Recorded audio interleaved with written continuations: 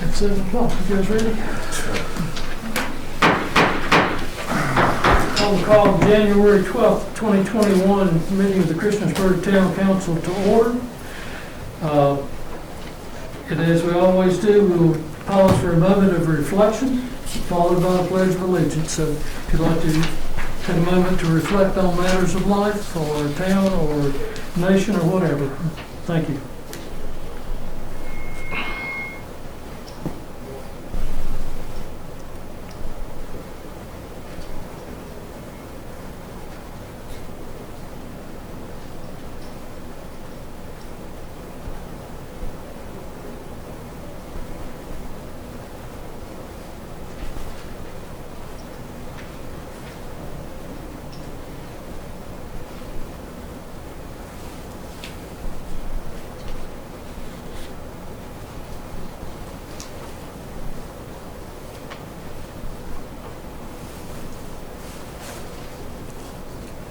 Thank you. Please rise and join me in the Pledge of Allegiance. I pledge allegiance to the flag of the United States of America and to the republic for which it stands, one nation, under God, indivisible, with liberty and justice for all. Thank you. Are there any adjustments to the agenda?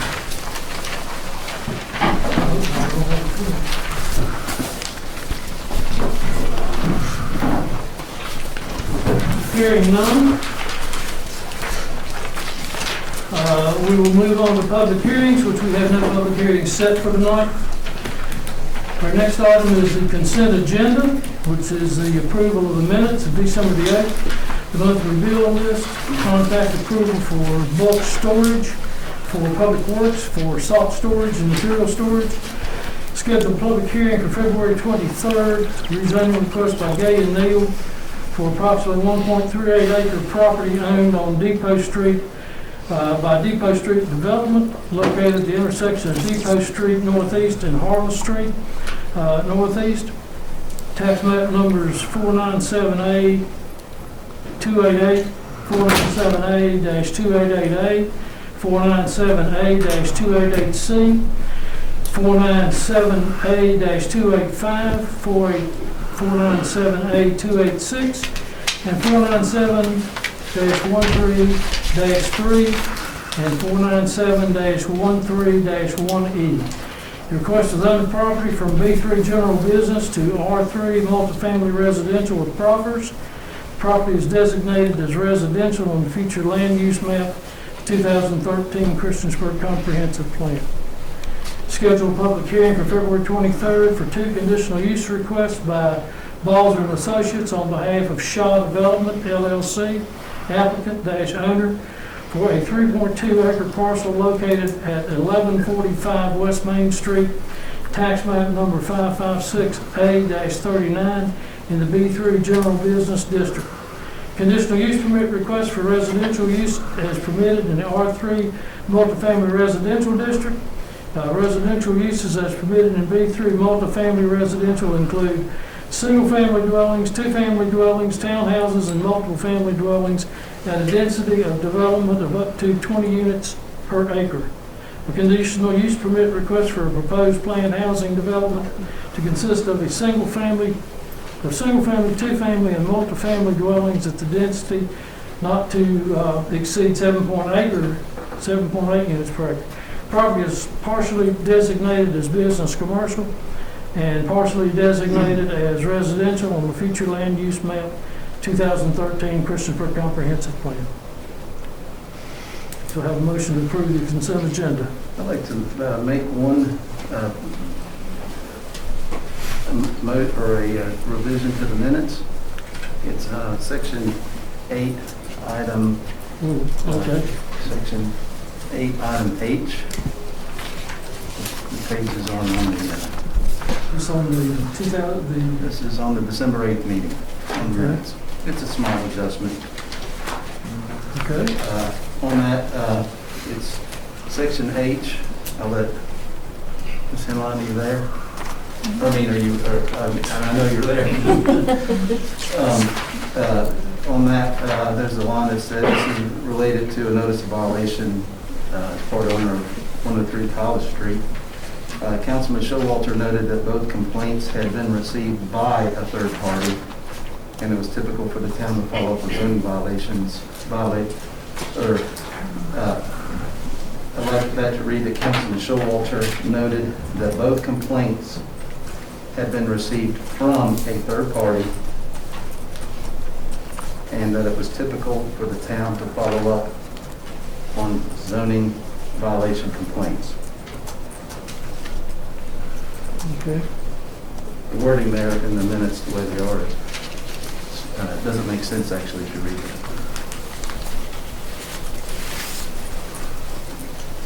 Are you done, Mr. Schultz? Are you finished? Ma'am? I didn't want to talk I'm over done. what. Yeah, I'm done.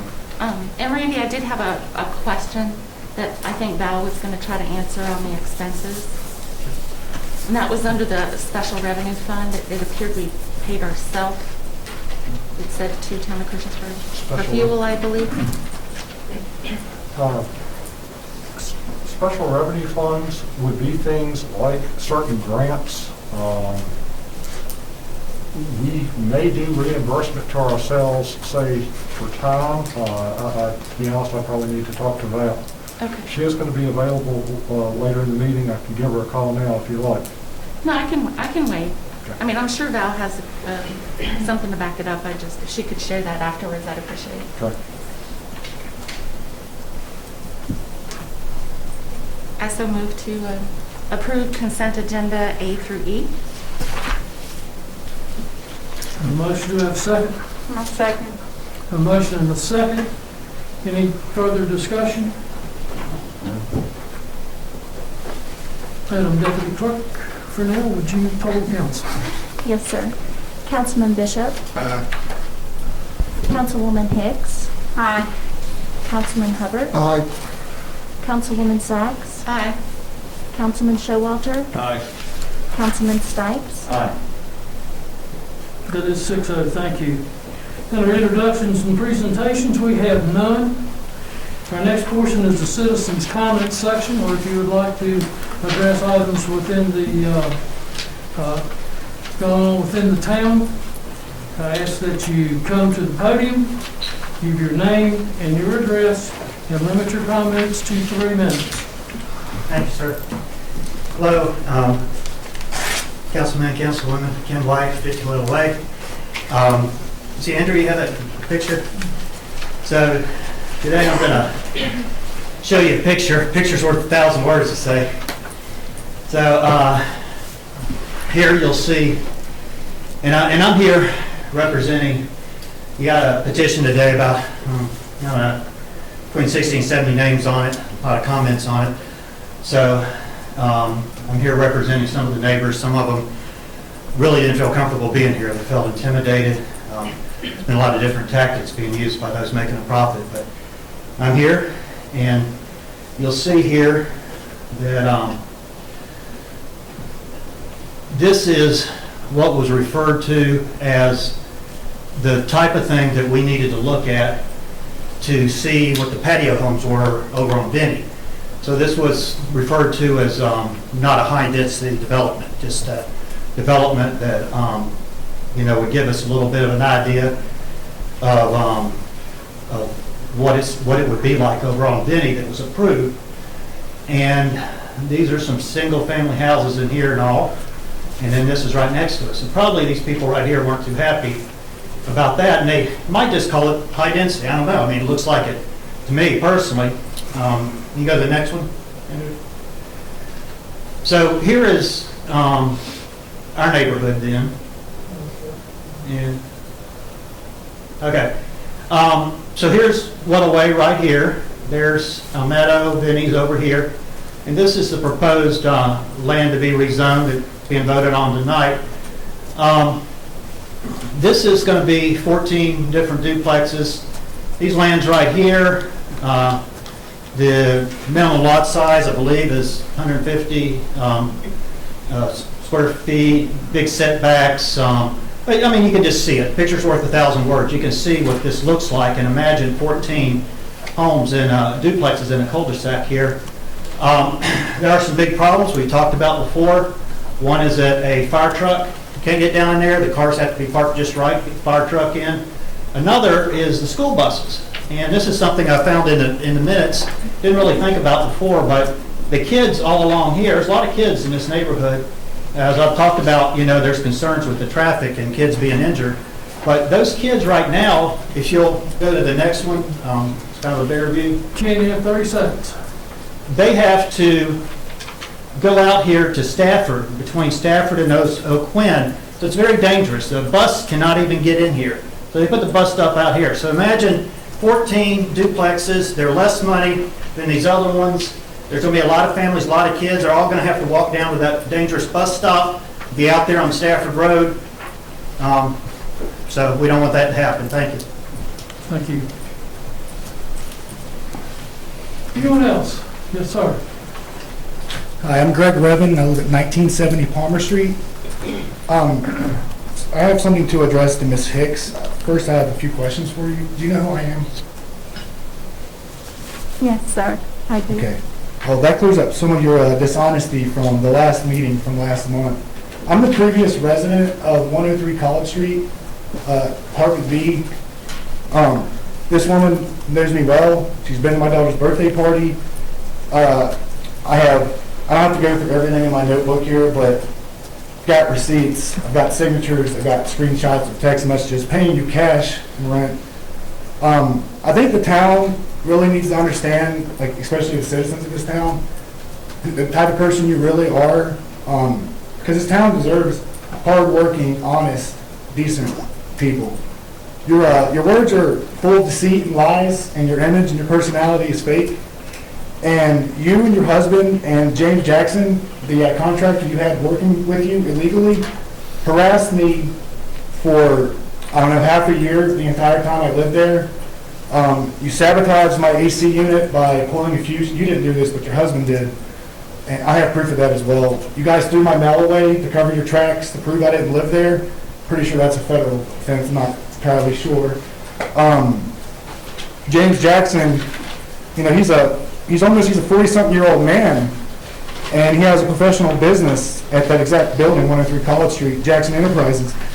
And he posted this note on his front door with my name on it, Revin, 103B1. At the time, I was selling things on eBay, so I would get a lot of packages in the mail.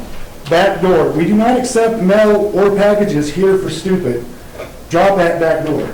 He's referring to me as stupid, so I think it's important for people to understand the type of people that she deals with, her and her husband and their shady real estate company.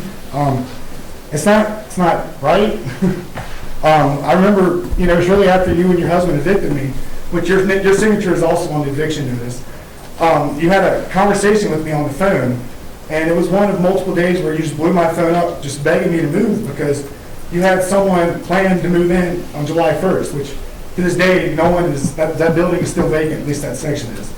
You told me that me and my daughter, we needed to find a place we called home. Well, that was our home until you and your husband kicked us out, basically onto the streets. I hope you're comfortable where you're at, because it's not going to last long, because next election, I'm coming for your seat. That's all I have to say. People need to know the truth. Now, can I talk about this? Greg, you very well, and I'm glad that you're here, because the reality is, you very well know I didn't sign that letter. As a matter of fact, I just found out about that letter this afternoon. That was on your door.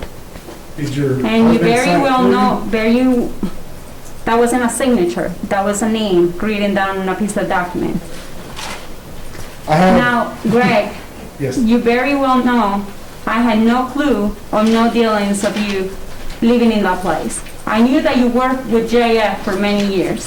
I have known you personally for many years, and that is true. Mm-hmm. And this whole thing, it has gotten blown out of proportion because you very well know that the lease that we had was with JF Jackson. Now, I have no business on dealings with the leasing or anything like that. I collect rent. And not until this summer, I collected a $200 payment, I think it was from you. But no other time I picked up any money from you, Greg. Everything, my I have point- got it for years, is being from JF. I have no dealings with you. I understand that, but my As point far is, as what gives you the personal right to stuff, break the I did law? go to your daughter's birthday party one time, and that was it. But I had no clue of no dealings between you and Greg Revan. Do you Yeah, understand this? 30 Your seconds. name- I mean, JF. Okay. Your So name and please your don't husband's make name, this, and don't put and throw my name through the mud, because this is not people fair. deserve the truth, John, And you're that's what doing- this is No, about. but this is not the truth, you are lying. I didn't have no clue. Thank you. Can I respond to that with this piece of illegal? You have 1 minute. Okay. Then why is your name and your husband's name on an illegal trespassing notice that the police officer that served me this even told me it was illegal because I was living there? And not only that, Johanna, I have a list of other properties that you own, that you and your husband both own. If your signature, not your signature, well, I'm not sure because your husband's handwriting is, I don't want to talk about it. My 8-year-old can write better. Anyway, your name and his name are both on this form. This was an illegal trespassing notice that was taped on my door that a police officer told me out of his own mouth that he legally couldn't serve this to me. He was just going to leave it there because he didn't feel comfortable because I was still living there at the time. Greg, Okay, this is you your very well property. know This is- that whatever happened between you That's all I have. and your employer, I have Mr. nothing Revan to do still with has the it. floor. I will give That's you- really all I have, Your Honor. Thank you. This isn't her house. You speak when it's your turn. She doesn't really understand that, but that's all I have to say. Thank you. Thank you. Anyone else like to address council? Mr. Mayor, You may council take the members, mask off if you'd like. thank you.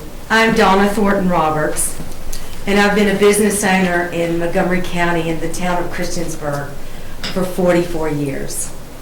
And I wanted to take an opportunity to say thank you. Thank you for participating in the CARES Act that was designated for child care centers. 44 years ago, I stood before this council when we asked for a conditional use permit on Starlight Drive. Child care was so new that they put us on the books as a nursing home for children. And 44 years later, I stand before you and say thank you for participating in this grant. The town manager and his assistant were extremely kind to us. And we're unusual. We're the largest child care provider in the county. We have 11 locations, 9 are in the county, and 2 are in Carroll County. And so for 44 years, I've had the privilege of being in business in this town. And we received our check, and I want to say thank you. It was supposed to stabilize and help us in the operations, and I can tell you that it has. Before COVID, we had 95 employees. Post-COVID, we have 67. So I am excited about us rebounding. I appreciate the funds, and I want you to know that they will stabilize our operations. But I could not say thank you, because it definitely made a difference. And it is an honor to be a business owner in this town. We're third generation now, and I'm privileged to be in business. And I just wanted to thank you. Ms. Thorne, what's the name of your business again? I own the Adventure Clubs, Oh, and we Adventure own, Clubs, okay. and Grace the Child. Thank you And for- so we're very thankful. And so We are grateful for you we are coming out grateful, and I appreciate Mr. Wingfield. Thank you for our business is kind of different. It's like Kroger. A lot of people use us, come in and come out. We served over 2,400 children last year, and so our license capacity is like 750. And when you put a particular date, we may have 300 or 350 within the organization. But I can just say thank you from a grateful heart. Thank you. Thank you. Thank you coming out for saying those nice words. Yes, ma'am. I'm just going to read my statement. I'm Mary Ellen Campagna. Good evening to you. I live at 9 Overlook Drive in Christiansburg. This is Overlook Apartments. I'm a retired journalist and school teacher. My son and I have both lived in Christiansburg since 2018. My son Benjamin Campbell Moore lives at 595 Republic Road in Christiansburg, the Bluff Apartments. He has a learning disability and multiple sclerosis, so he can no longer drive. He lives on his monthly SSDI income since he's no longer able to work. We moved to Christiansburg because you have some of the best housing for the poor in the entire country. The Bluff is a government housing complex that's clean and well-managed, beautiful house landscaping, trees all around, great maintenance. But you need to know that according to 2019 NRV Food Access Report, 35,000 people in the New River Valley live below the federal poverty line. Yet ironically, your transportation for disadvantaged people in this town is sadly lacking. In fact, it is totally insufficient to meet the needs of the more than 29,000 people who live in the 24073 zip code alone. Many of those people living below the poverty line are elderly and/or disabled. We are speaking largely of tax-paying citizens who, when they moved to this area, assumed that affordable transportation would be provided because it's a right and a necessity, not a privilege or a luxury. Yet sometime last year, bus service from Blacksburg Transit was discontinued in the town of Christiansburg. This despite a brand new steel and glass covered bus enclosure that had just been built directly in front of Christiansburg Bluff Apartments. People were not properly notified of the lack of bus service, and as of the 5th of this month, there's still no sign there telling them that no bus is coming. I spoke to Kim Gray, spokeswoman for BT, Blacksburg Transit, on the 5th of January, and asked her when the bus discontinued. When did the bus stop coming to Christiansburg? And she said it was on April 6th, but your town council, your town manager had a different date. Whatever, whenever the disruption in service was, my son no longer has transportation. I spoke to Vicki, the manager, Miss Vicki, the manager at Christiansburg Bluff on January 5th, and she said she's had to take her residents in her own car to the store because of lack of reliable and affordable transportation for them. She added that many of her residents, given the bus option, would take it. As it is, she's seen many residents attempting to get to their destinations, often just to buy food on foot. This is both dangerous and totally unfair. We are not sure where you're getting your facts when you report that only a few people rode the bus when COVID started. In summary, affordable and available transportation is a right of tax-paying citizens, not a luxury. Thank you. The citizens of Christiansburg deserve the same right that Radford and Blacksburg citizens have. Thank you, ma'am. You extended over about 15 more seconds, but thank you for coming. Oh, I need to ask if there are any questions, because I do have the right to ask you that. Are there any questions? Surely there are some. Well, I know we have a Blacksburg Transit meeting in the next 2 weeks. Well, are there any questions of me? Because I'm representing the people who live over in the Bluff and in other government-subsidized apartments around here, some of the best housing in the country, and yet no transportation for months and months and months, long before November. I don't have I don't know if McKeep or the New River Community Actions, do they have any contracts or anything with any transportation services in the town? I wanted to tell you, thank you for asking that. No, ma'am, not specifically for the people in my area, although they do have some programs. There is an access bus, a medical access bus, but you see, again, it doesn't come to Christiansburg. That's a Blacksburg thing. The Anytime bus, I was not able to say, but there's one person answering the phones down there, and so it's often extremely hard to get a hold of them.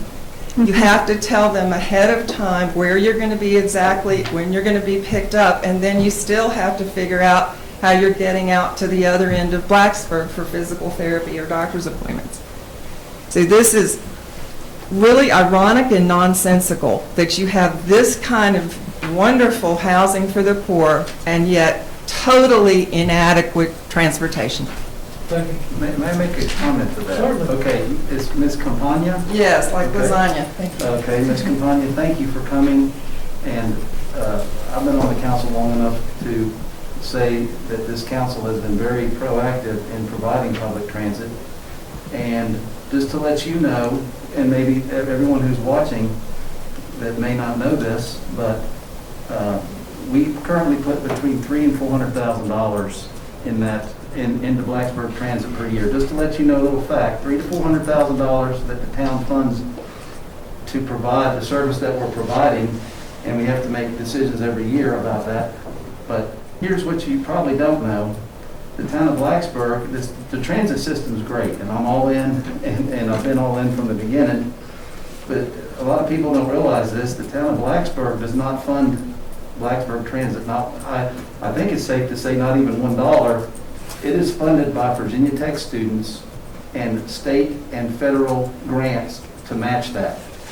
So just to let you know that our town is actually putting money, tax-paying dollars on the line to provide that service, because we don't have the luxury of having, Now, where is that money going? I'm just telling you, you can check my facts, but I'm saying that our town is financially paying for that service that we do provide.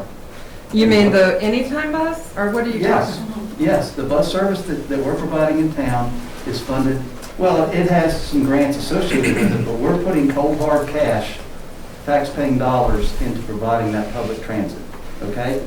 The town of Blacksburg is great, but they actually, the Blacksburg Transit is funded in Blacksburg is funded by Virginia Tech, and the fees, the student fees and so forth, and they take that money and leverage it with state and federal grants. So are you saying that the Anytime bus, which is a short little bus, you're certainly not able to socially distance with it, that's sufficient for this entire area? I did not say that, ma'am, and I understand. Is that what you're supporting? No, I just wanted to clarify that this town is committed to providing public transit for our citizens, and we're demonstrating that by paying for the service that we have, and those are tough decisions. But there is no service, that's what I'm telling you. Okay, I just wanted to get that out there, that this town is committed to providing public transportation, and... Well, that's even more tragic since there is no Okay. service. Well, thank you for coming. Can I make a have a longer comment? statement, and Thank this you. lady has my address and email if you'd like a copy of the longer statement. But I do want to say something. Randy, this year, isn't it correct, we got money back because Blacksburg Transit got grants and we were not using some of the services? What Blacksburg Transit did basically agree because of their COVID, basically shares of their COVID allocation, that they would fund the increase to the connector route service, basically fund the connector service. Although the decision was made with the transit working group to cut that service because of low ridership. I guess pre-COVID, I think they were averaging about six trips per day. That dropped down to 1.5 trips per day after COVID. And the cost of the ridership went from, I think, around $17. I actually have a slide for it if we want to bring it up. Went from around $17 to about $88. I think Andrea's going to bring that up for us. May I say something to what you just said? No, ma'am. I was quoted $300 per day is what it costs to have, is that right? That's the number I was kind of given off the top of the head by the transit manager. I actually asked him to come up with actual calculation per rider, and that's what we're going to bring up. Miss Vicki, who's head of the apartment manager for Christiansburg Bluff, said that what's happening now is with some restrictions easing, these people have no way to get to work. They don't even have a way to get to the grocery store. So, And a consistent, reliable public transit way. The Anytime bus has not been available. You couldn't even call but between 9 and 12. The phone nobody ever answered the picked phone. up. So this is not enough for this many people, 35,000 people in this area. Come on, folks. Before COVID, do you guys get the services or not? We did have the services back before March of this year. BT is saying they cut off this area in April, about April 6th of this year. So it's been that many months that we've had many people, people like my son, disabled people, elderly people, just poor people who can't afford a car. This is not fair. This is not fair. And if you are putting, and I do trust that you are putting that kind of money into something, then you need more to show for it, sir. I understand. Thank you for coming. I just want to make that I do clear. thank you so much for your time, all of you. Thank you. Mr. Wingfield, were you able to talk to Mr. Tuck? To who? Sorry, Mr. Fox? Mr. Tuck over there at Blacksburg Transit about It's the Mr. going Fox. where bus, yeah. Mr. Fox, I did, and basically the slide I've got kind of has some of their information that I've gotten from him, particularly the next slide. We Okay. spend annually approximately $35,000 on the commuter route. We suspended service originally with basically the shutdown of Blacksburg Transit April 3rd and restarted August 24th.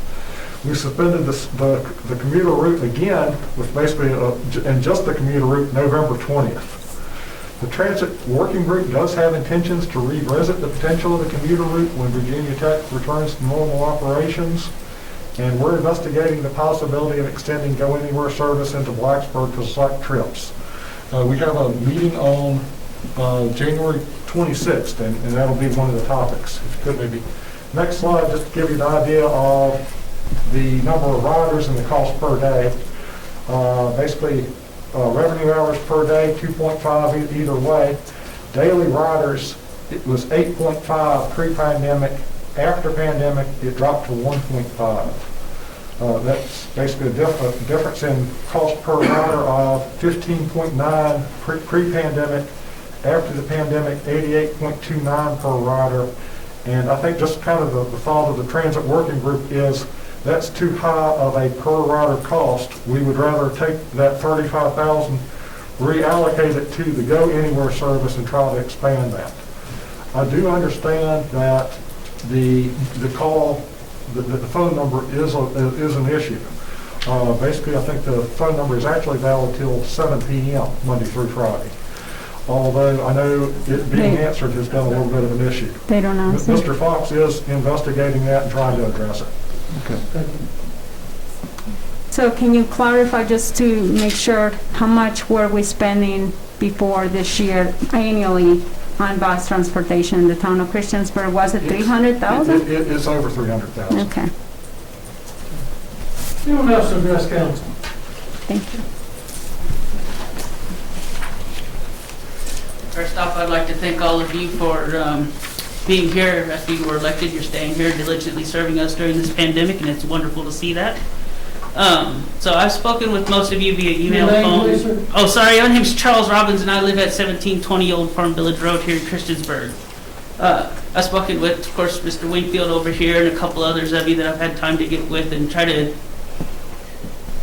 deal with the mess that this lady over here was speaking about, because it is a much needed service here in Christiansburg, but the reasons I've been given have been all over the map as to why from everyone that's related to Blacksburg and Christiansburg, that's over the committee or any other authoritative body related to it. Been told it's a cleanliness issue because too many riders close together is an issue, and it kind of is, but nowhere in this country has there been an outbreak from public transit anywhere. Literally, I've looked all over the internet and in libraries, and I cannot find a single outbreak anywhere. Because it's a good evidence to keep the social distancing with just the Go Anywhere, which is okay at first. But then I got to thinking there are other ways to fix that as well, to bring back the routes. There was an opportunity for a 30-minute route for taking the Go Anywhere money that you've put towards that to add more buses, and just make it a 30-minute route instead of the hour route for the blue and the gold routes. So now you've got 4 buses running at 30 minutes apart with the social distancing still taking place. And I thought that's probably the best thing to test, because that's what residents want. They want more service. The bus that we currently had before the pandemic was full. It was always full. I ride it 3 or 4 times a day most days, and I have for the last 7 years since I moved here. And I love that it's being used because it's better on the towns for traffic, it's better on the environment for less people having cars on the road, and just all kinds of benefits for having buses. The only issue I've ever had with the bus routes is the fact that you guys change it all the time, and I don't know how you guys come up with these routes. But that's a future issue that could be fixed after buses are restored. It would just simply be nice to see the routes you had in service, not necessarily the commuter route, because the commuter route was, people stopped riding it because they saw the yellow signs everywhere that said the buses were stopped in Christiansburg indefinitely. And then when I was literally the only commuter rider for 3 months, from August to November. And even the bus drivers, like I used to have a lady get on here, let another person get on there, and I was like, they just don't know the bus is back. You have about 30 seconds, Charles. So in short, I didn't know this lady was coming. She is in no way related to what I was talking about. I've never met her. But you can see that even at the Bluffs, where I live over at Linden Grove and Linden Green, there's so many people that want these buses back. And not just low-income people either.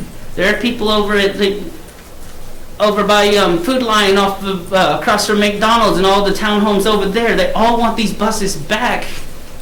But they're all getting different answers when they ask about them. And it would be nice to have a straight, simple answer for you guys to get correct information, because you got a bus route out here that's too... You're 3 minutes up. Oh, I'm sorry. That's all right. You didn't do it. You didn't do it. Thank you. Sir, you said the buses were full.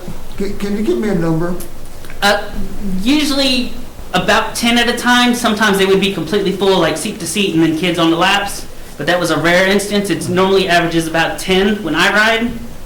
And that's like when I get on. There's also, because I always take the full route, I get on at Linden Grove and almost always get off at the mall or Walmart. And in that time, somewhere between 5 and 10 more people get on and off. It is a full bus that just needs more people, more buses to accommodate those that are coming, because they are full. Thank you. I think there's 16 passenger buses to begin with. There's not a whole lot of room to work with. And we can't take the bigger buses that Blacksburg uses, so. Thank you. Thank you. Appreciate it. Thank you for coming Anyone out. else? Yes, ma'am. Hi, my name is Rebecca. I resided at 7113 Falling Branch Road in Fairlawn, Virginia. Last name, Rebecca? Carr, C-A-R. I have a direct question for Mrs. Hicks to follow up on Gregory Revin's comment. My son was born on October 18th of 2019. I rented from you for $800 a month. On October 26th, the day that my son came home from the hospital as a newborn, my heat went out, and you made me wait 3 months with no heat.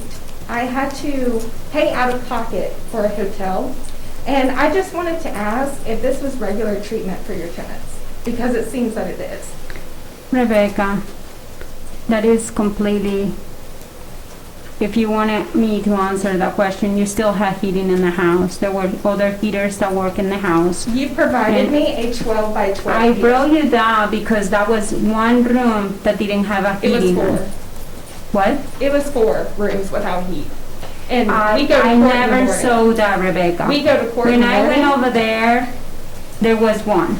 Okay, And well, there then was we 4, had and somebody you knew that there went was over 4. there, and your You knew there boyfriend was was 4. drunk. Who's got the And your phone? boyfriend was drunk. And if you want to do this really went to court. This thing. Yes, ma'am. I just wanted to ask I just wanted to expose that Ms. Hicks is not the No, councilwoman. Rebecca, you didn't pay Is for represented. months, and this had nothing to do with me. This went to court, and it was solved in That's court. it. Where- Thank you. Thank you, ma'am. Anyone else?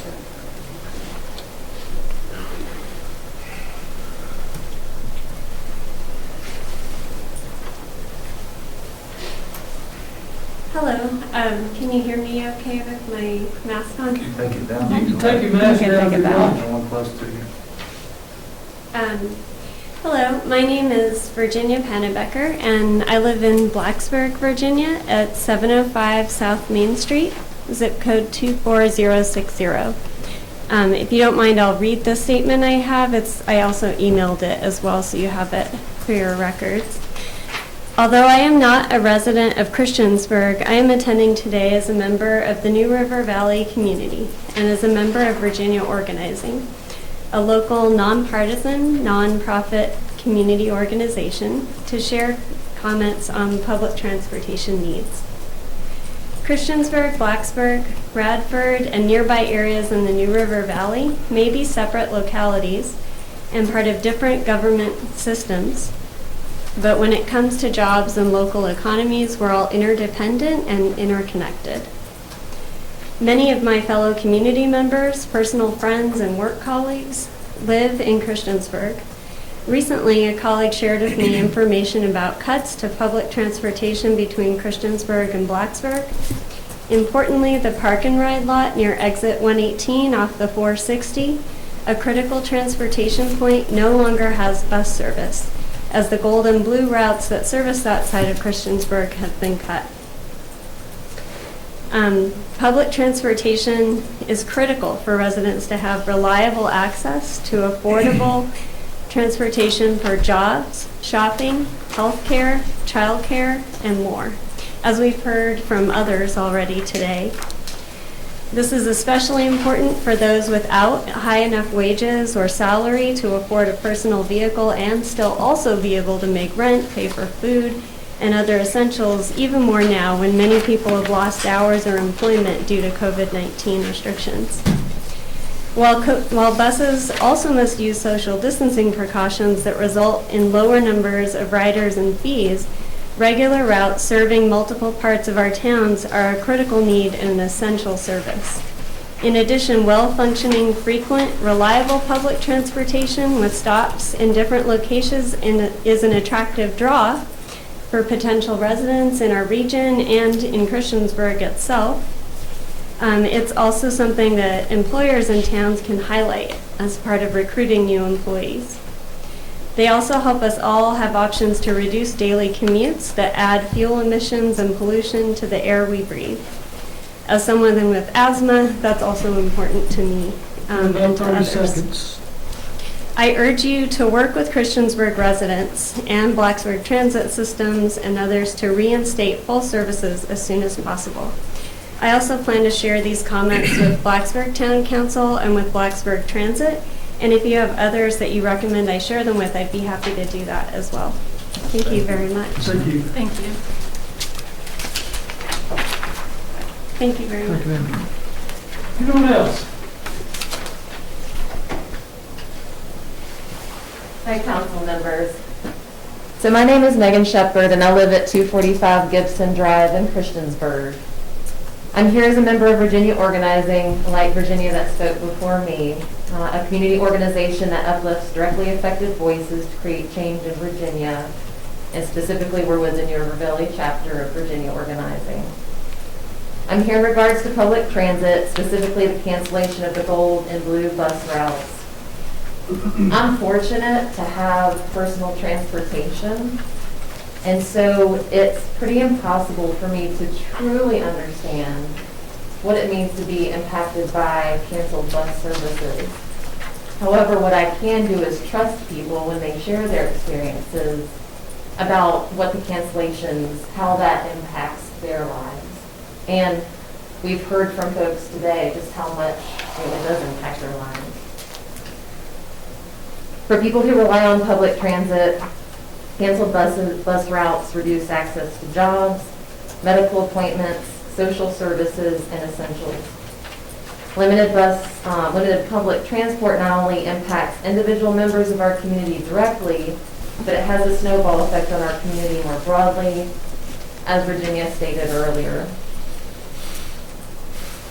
Fortunately, there have not, as Charles said earlier, there's been no COVID cases that have been associated with public transit. And so canceled bus routes must be reinstated following COVID protocols. Based on earlier conversations, we clearly need a better system to reinstate these bus routes. And so my question is, what is it going to take to reinstate these bus routes? I think we're going to need a really good conversation and involve those people, possibly with the health department, to make sure, you know, when bus service does come back, we can make sure we're all as safe as possible. And I know that was a concern of low ridership. So I think personally, I feel your concerns are very valid. And I speak for myself, but I want to make sure bus service comes back and it's healthy for everyone. So that would be on my radar, something to watch out for and talk about and bring it back. Yeah, and again, going back to the prior conversations, you know, there clearly has been, like, I think we have a major issue with like the current funding situation? Like y'all were talking about earlier, where the current funding comes in, there seems to be limitations there. Since there haven't been outbreaks in public transit, I think it can be done safely. It sounds like the major issue is getting the bus routes going again. And so, you know, my question is still, like, what is it going to take to get those bus routes reinstated? I think we got a lot of good things coming out of this recently. I mean, we got the vaccine that's being rolled out for a lot of people in the town. Maybe that would be something that we can consider, and maybe Randy can talk to the health department and see if there's a way to get the transportation department, the people that drive the buses, to be vaccinated, or, you know, do different things that can help as far as maybe more glass or plastic protection from rider to rider. I don't know what I saw this, but I did see like some more of a plastic cubicles that you could use in buses. So maybe that's something that in the next meeting, the mayor that you go to, maybe that would be something that can be talked to, because it's obviously a necessity in our town, and I do appreciate you for coming out and speaking about this. I would imagine we'll be having a conversation with Blacksburg Transit prior to that meeting on the 26th. That would be The great. information that's been generated here tonight. It would be great for you to update us about what goes on in the meeting. When is that next meeting? 26th. 26th at 1:30. Is that a public meeting? We don't really advertise at the public meeting, but we don't really have an issue with people who want to attend. I have had people reach out to me about attendance. If somebody wants to attend, we can either have them come here in person, or we can send them a Zoom link. So if anybody is interested, just contact me. I don't know that I had ever seen. Randy, is 1:30 on the 26th. bus drivers they're in the priority 1A or 1B, correct? I would think that they would be priority 1B under the governor's directive. And Ms. Shepherd, is there any way you can provide at least staff that they can take to this meeting, the number of people and per complex or units that are looking? And is there any way, have you done any type of survey on how many people want this service, when they want this service? Has the apartment managers or lot managers got a list? All you need to do is reach out to community members. I mean, you just had like two voices here today that can tell you more. Because as I said, I'm here as someone who trusts when someone says they are struggling without having public transit. I am fortunate. I don't, like, my life is not impacted by those canceled bus routes, but it still affects community members. And so I encourage you to empower those who are currently impacted, because they are the source of the solution. Those that are impacted are going to be the greatest source of solution for this problem. I do think the Blacksburg Transit Group and their marketing people wanted to contact you to set up a meeting with the residents. Can you do that for us? Yeah. Do you have a committee room or enough COVID space, or if they will give you data to hand out, will you see that it's handed out and brought back? I mean, I'm definitely happy to coordinate such a meeting. COVID's kind of scary right now, but I mean, if there's some way we can communicate either verbally or by phone. Yeah, what's the best way to, like, who's the best contact person to facilitate such a meeting? I'd say myself or Andrew or Tom Fox from Blacksburg Transit, any of the three.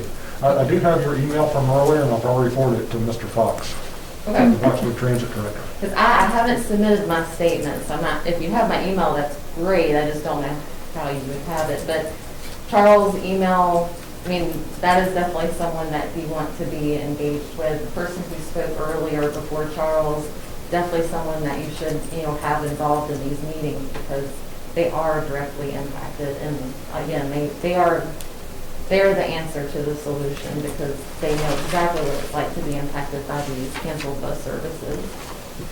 We are sending a Zoom link to Mr. Robbins. He's asked to attend.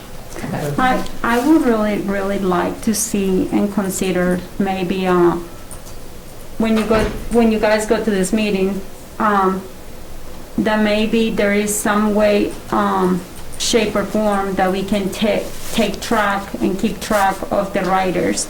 And in case somebody was sick, was there an ability for us to contact them?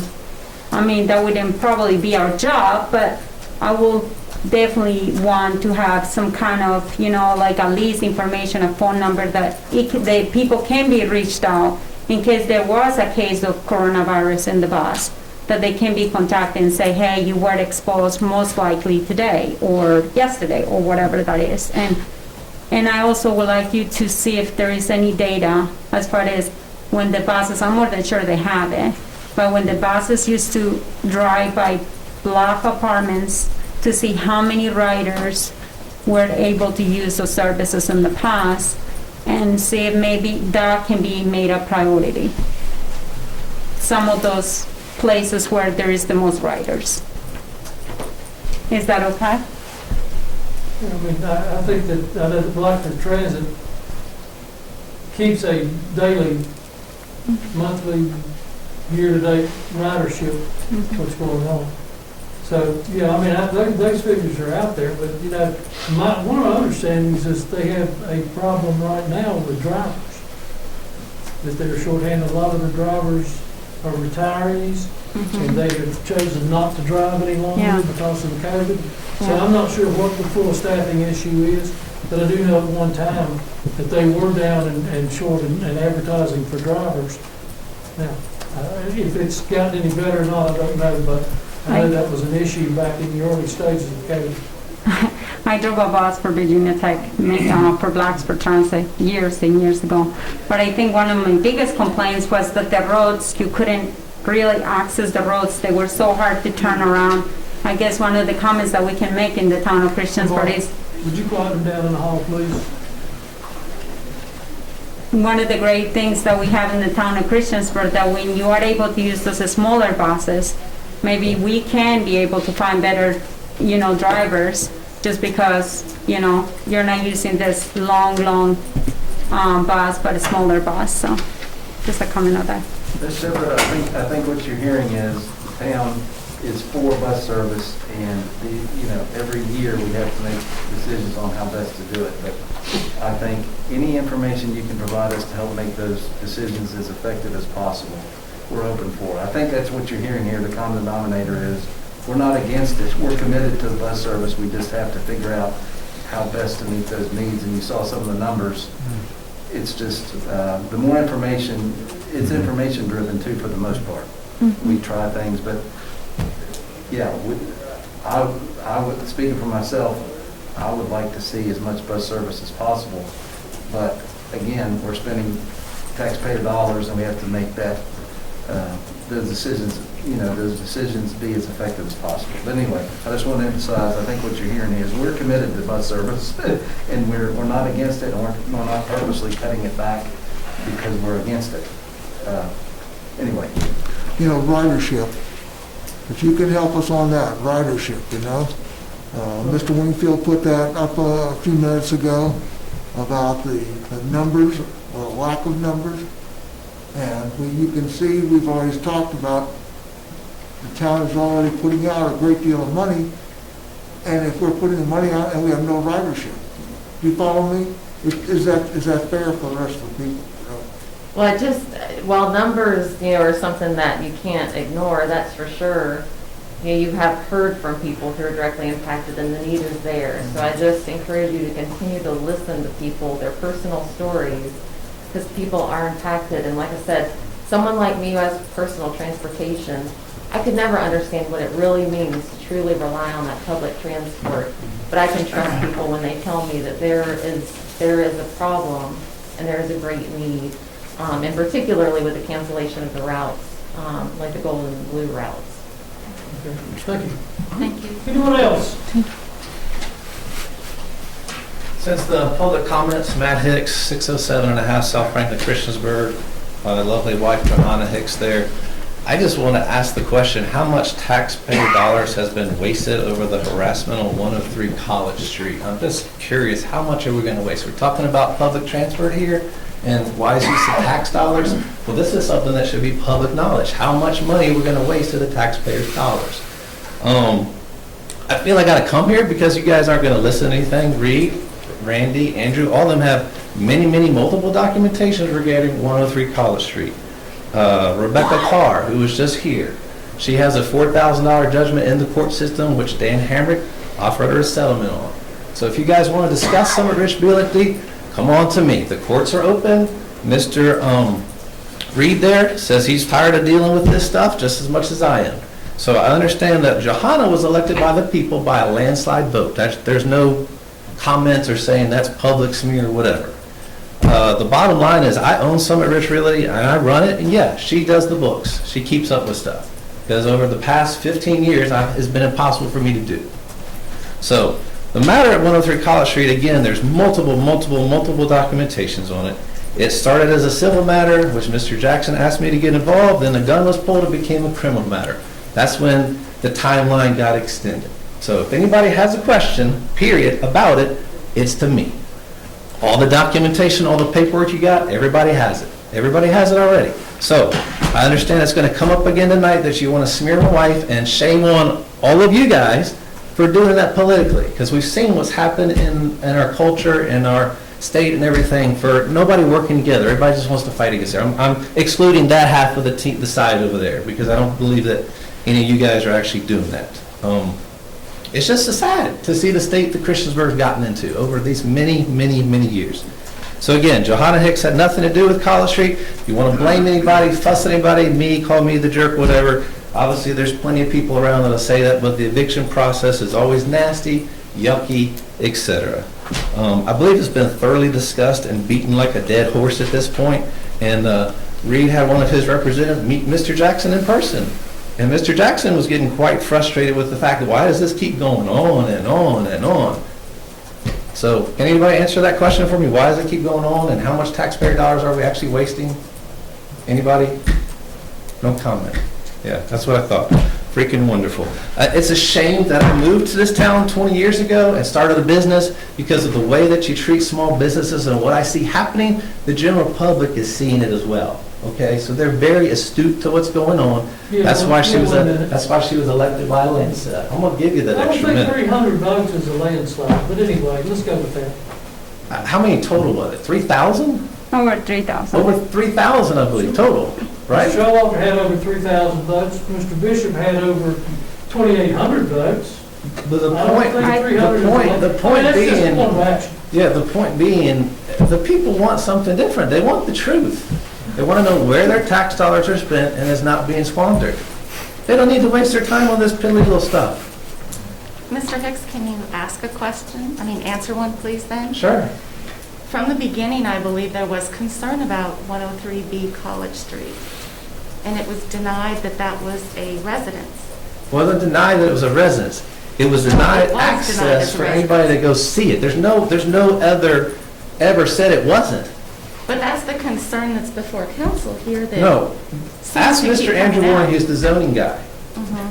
The business owner is allowed to rent to an employee, which proof was given to him, period. The eviction process took from March until, who knows, July because of COVID and the fact that Mr. Revin was fired, and then also the fact that the police came and there was a gun pulled. That's why it took forever, and that's why I told Jerry Henline and Randy, more than happy to show it to you once this guy's going and there's no criminal nonsense going on, because I'm not putting myself at risk, period. There's no denial of was he living there. Yes, he was. He was an employee of Jackson Enterprises, which is allowed per zoning. I don't know why, like I said, why this keeps coming up when there's a letter right here dated September 15th that the zoning thing is done. I'm not denying he lived there. He was an employee of Jackson Enterprises. A copy of his paycheck was given to Andrew and Randy. Matthew, can you testify and say over here that I did not collect the rent for this year's from Greg Revin? You very well known I had nothing to do with this. Yeah. I always collect the rent from J.F. Jackson, and that was it. Yeah, and J.F. this matter is Jackson done. brought the rent in person, most all the time cash or different things like that for a long time. And then when J.F. Jackson could not get rid of a disgruntled employee, that's when he asked me to come in. Again, all this is in multiple forms. which I don't know why Andrew and Randy and you guys haven't passed it along everywhere. Any other questions? Thank you. Well, I want to make sure we're done, because I'm tired of this coming up. I've met with multiple lawyers 6 months ago trying to put this matter to rest and get rid of the eviction process. So have your attorneys been in contact with our attorney? I spoke to Mr. Reed this morning and asked him, do I need to have them contact him? Because if it's a criminal civil matter, this is not a court. This is not a court, is it? If it is, then I'm going to go ahead and move out of the country. So Reed, would you please let me know if I need to get my lawyers to reach out to you? As I said this morning, if your lawyer wants to talk to me, I'm happy to talk to him. Talk about what, though? That's what the point. Where are we going with this? What is the point to drive it in the ground? Do you want me to close up shop and leave town? Is that what it is? That's what I feel as a business owner, as a citizen. That's what I feel. Can anybody answer that? Is there any other questions that you need on the matter? This is the only chance I get to speak, 3 minutes, and then you guys are going to do your thing and do whatever you want to do. Thank you. Anyone else to address council? Hearing no one, we will close our public hearing, our citizens' comments. We will go on with the committee reports. Mr. Stokes and Mr. Bishop from the street committee. 2 short issues, Mayor, Council. First one is on Roanoke Street. It's just past Cracker Barrel on the right, next to, is it Good Shepherd Baptist? Or is it, what's the name of the church? Yes, Christiansburg Baptist Church. What is it? Christiansburg Baptist. Oh, the Christiansburg Baptist, yes. So, you can see from the sketch where the hatched area is, you can see sort of see where the interchange is, but it's right next to the church, and it's Andrew, if you go over and show the zoning line right there, there's 3 parcels there today, and the zoning line that you see there is business. It's a strip zone. It's business from there to where Andrew's cursor is to the road, or to Roanoke Street, and then from Andrew's cursor to the bottom of the sheet is agricultural. There's a grandfathered use for manufactured housing that you can see in the middle, sort of in the heart of the property right there, and that use is grandfathered, and there's no plans to increase that. Nor I do not believe they can increase that without going through a process. Is that correct, Andrew? Yes. Okay. So what the owner of the property is doing is redividing the property, the same 3 parcels, reconfiguring them to create a business parcel in front, which is properly zoned for business, and then a panhandle property that provides access to the manufactured homes that are there now, that you see in the outline, and then a rear parcel to the bottom of the sheet, which is presumably for his or her home in the back. So it's just going to be 1 lot in the back that's agricultural zone. So it's just reconfiguring. There's 3 parcels there today, and the rezoning, or not the rezoning, the re-subdivision of this that is shown on the plat is basically reconfiguring those lot lines for those purposes, to create a business lot in the front and maintain the mobile home, manufactured home development in the middle, and then a rear parcel in the rear. So Andrew, the staff gave a good presentation on this, and the street committee reviewed it and recommends approval of the plat as presented, and that is also a motion. I'll second that motion. A motion and a second. Can I please see a satellite view of this location? Because I couldn't really see it on the other meeting. It was very hard to see. That's fine.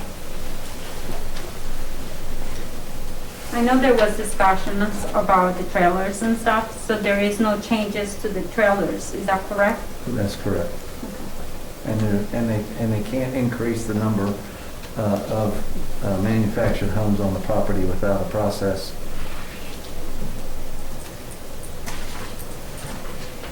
Yeah, Christiansburg Baptist. Those are small boxes next to the trailers. Are they sheds Or what are they supposed to be, just out of curiosity? Oh, okay, there's a view. And where is Roanoke Street? On the other side? Oh.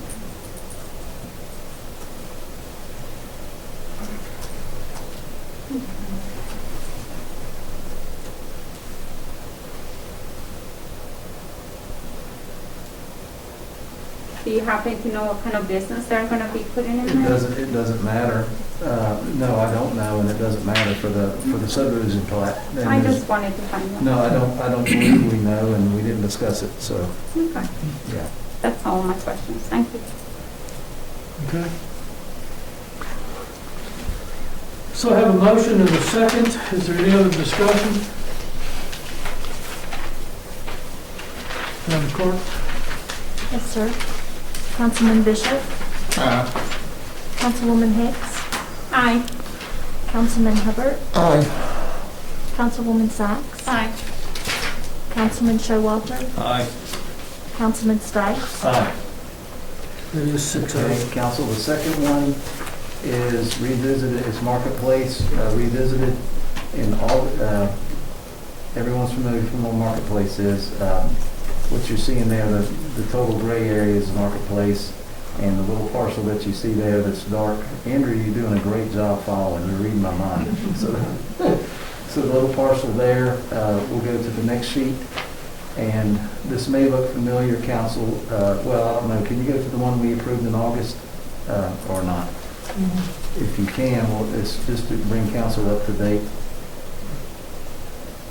In August of this year, we approved a subdivision of this Marketplace to create 5 out parcels, just to refresh your memory here, so you can follow along. If you remember seeing this plat, the developer had wanted to carve out 5 out parcels there. Council did approve this. There was never, the developer never recorded the deed, or I guess never recorded the deed, and after 60 days that expires, and he cannot, the developer can't do it if it's not recorded within 60 days of town council action. And it wasn't that he forgot to or whatnot, they've changed their plan, and so that's what we approved in August, and that's no longer floating around out there because it sort of died. Let's put it that way, it died. So the parcel, or the request before us now is to carve out just parcel H. It's the very same parcel H that we approved before, and it probably has everything to do with, attracting tenants. But that's what the subdivision plat is now, is just that one single parcel H that was part of what we approved back in August, but it's no longer the other 4. So the rest of the parcels is just, open, and we'll probably, I bet we'll see another one, and that's, as it continues to develop. So this subdivision plat was reviewed by street committee, and that the recommendation to council is to approve the plat, and that's also a motion. I'll second that. Got a motion and a second. Discussion? But the owner is happy with everything that's going on in the Marketplace, and we're going over in the right direction, and this is not a step back, this is just There's discussion on the motion to approve that. We didn't discuss the developer's happiness, but I do have some concerns, and I guess my biggest concern is I have been by this location many times because Chipotle is there. I like it, and my kids like it. So I'm happy that all this development is happening on this side of town and on this location especially. But one of the concerns that I have, and believe me, I know that it's still under construction, but the streets, how are you going to be able to have a road right on the left side? Is that something that's being talked a lot about already? Or are there going to be just parking lots all around these locations and these businesses? I just want to make sure we don't get into another thing like trying to get into chicken fillet. You know what I mean? I want to make sure that people are able to go into these businesses and go out in a safety manner. And that's my only concern, as far as when we're making sure that we're looking at cutting down all these lots. Because right now, as I see them up, you know, when you first go in, when I'm looking at what I'm looking right now, the road's not going straight.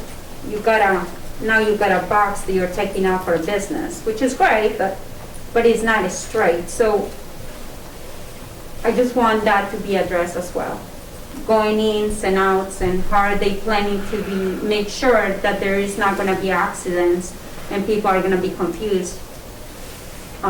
Because this is not a normal street. That right there, up there, the Market Street, the other side of the, if anybody understands what I'm trying to say, I just want to make sure that everybody's safety going in and out of these businesses. Because it seems like there is a lot of pieces that we're cutting out of this location.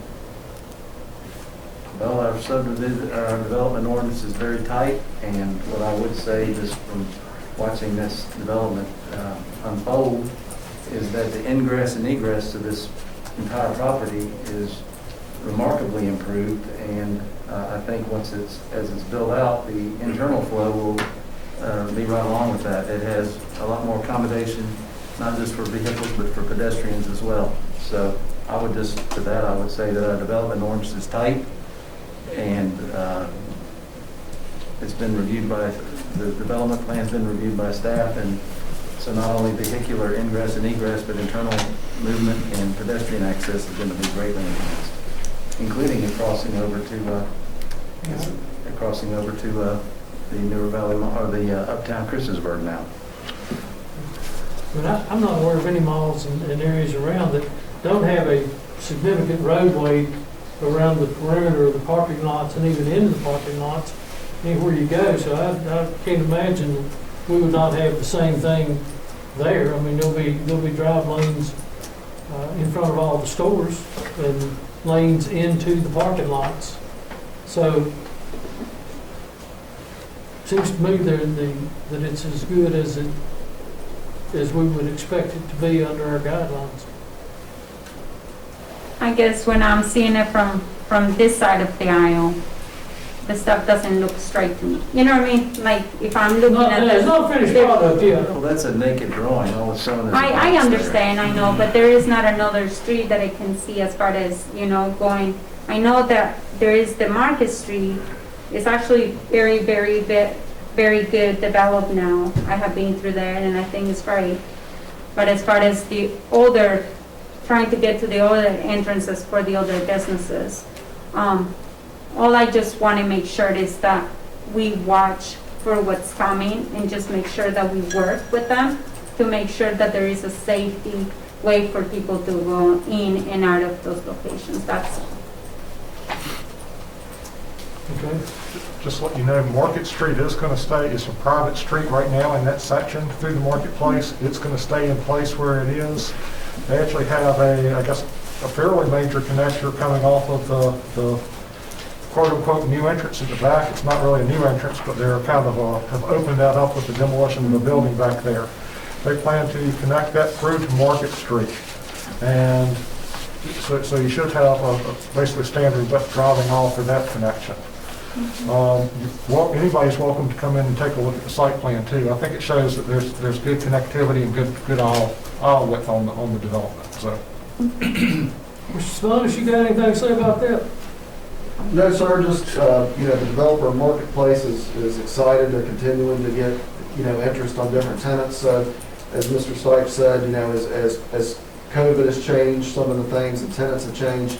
We're working really hard to be sure that when we put this in, it's fitting. The puzzle pieces are fitting to the overall development that we have proposed to council a year and a half, 2 years ago, whatever it is now. So we're excited to move through. And there will be ample ways to get around ample it. Access throughout the development, ample parking and like I said to you, right now, I do know that it's under construction, a lot of the roads and stuff, but I know. And I think you'll start to see some more of this. The little box, the little white box just on the left of that little stub road that's coming into the darker box, that's Skyline National Bank. They're getting ready to start construction on that here in the next couple of weeks, hopefully. So you'll start to see how the road infrastructure around that perimeter It will start tying looking in. more like it. So, yeah, you'll start seeing more over the next 6 to 8 months. All right, thank you so much. Okay, any other questions? But they're hoping to have this finished by the end of the year. Okay. They would love to, Mr. Hubbard. I mean, they're working as fast as they can. A lot of what you're seeing here are the different pieces as far as tenants coming in and different financing tactics. Okay, thank you. Thank you. Anything else? Thank you, Steve. Madam Clerk. Yes, sir. Councilman Bishop. Aye. Councilwoman Hicks. Aye. Councilman Hubbard. Aye. Councilwoman Sykes. Aye. Councilman Showalter. Aye. Councilman Stipes. Aye. That's it, Mayor. Thank you. 6-0, thank you very much. Under discussion and action by Mayor and Council, we have a rezoning request by Balzer Associates on behalf of RWW 36 for property 4.3 acre property owned by Mary Maxie Jewell Trust, Mary Stewart, Janet Eppley, Bill Jewell, trustees located west of Wellway. Would like to change it from R1 agricultural rural residential to R2 two-family residential with proffers in order to create 7 two-family dwelling lots for a total of 14 units, as well as a lot designated for stormwater management. Property is designated as residential in the future land use map 2013 Christiansburg Comprehensive Plan. And do we have a proffer that has been presented on this property? We do have a revised proffer. We had a proffer previously on the property, and Mr. Woody revised the proffer, basically to include the single family only with the development. Single family, 1 story? Correct. So the new proffer that's before you this evening, which all council has a copy of it in front of them, would be that the applicant shall only construct 1-story homes either on slab or over a basement on the property. No 2-story homes shall be permitted. And it's there's 14 single-family units, not 7 duplexes or whatever? It's 7 duplexes, yeah. 7 duplexes, so it would be, right, so the other proffer that has stayed the same, that the R2 zoning shall only be utilized for 2-family residential use. One thing I will point out, though, is that the proffer that was received today was after the public hearing. So, to make sure, there will be 14 single-family units. There's no apartments, no townhouses, no condos, nothing else going in there. So there would be 14 units in total. They would be in duplex units, so there would be 7 of the duplex units with 2 units in each duplex. So it would be a total of 14, and that would be the use. Sorry if that was not clear. There's single families like Slate Creek right next to it. Okay. Slate Creek Commons is the same concept. So it would blend into what's there. Okay. Thank you. I want to make a comment real quick. Mr. White, I'm really appreciative for you coming out here tonight. I really think that you have done your work. I think you and your wife have done an amazing job and showing the community what it takes to make sure that your voice is heard. As you can see, your voice has been heard. Not to the extent that you probably wanted to, but obviously some things have been changed during the course of us taking action to this tonight. And I hope that you understand that we try to kind of meet in the middle sometimes. And I think this was a great representation of how you as a community and representing a whole bunch of neighbors coming out to speak can make a difference. And I do appreciate you for coming out tonight and every night, that we have had planning commission meetings and all kinds of meetings, because I know that takes time out of your family and out of everything else that's going on, and for you to be a voice for the community, and I appreciate you doing that. Do I have a motion?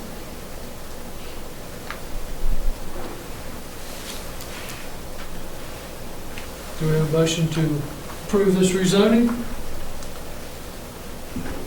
I'll make a motion to adopt the Planning Commission's recommendation to approve I have reservations about this redevelopment as we do on all these that are, especially when you have three sides of development on the property. I think the developer's done their homework. My biggest reservation was to fit in with the homes around it with the single-story homes, because on all three sides of the property are single or story homes, and that was clarified and actually presented by it was offered by the developer.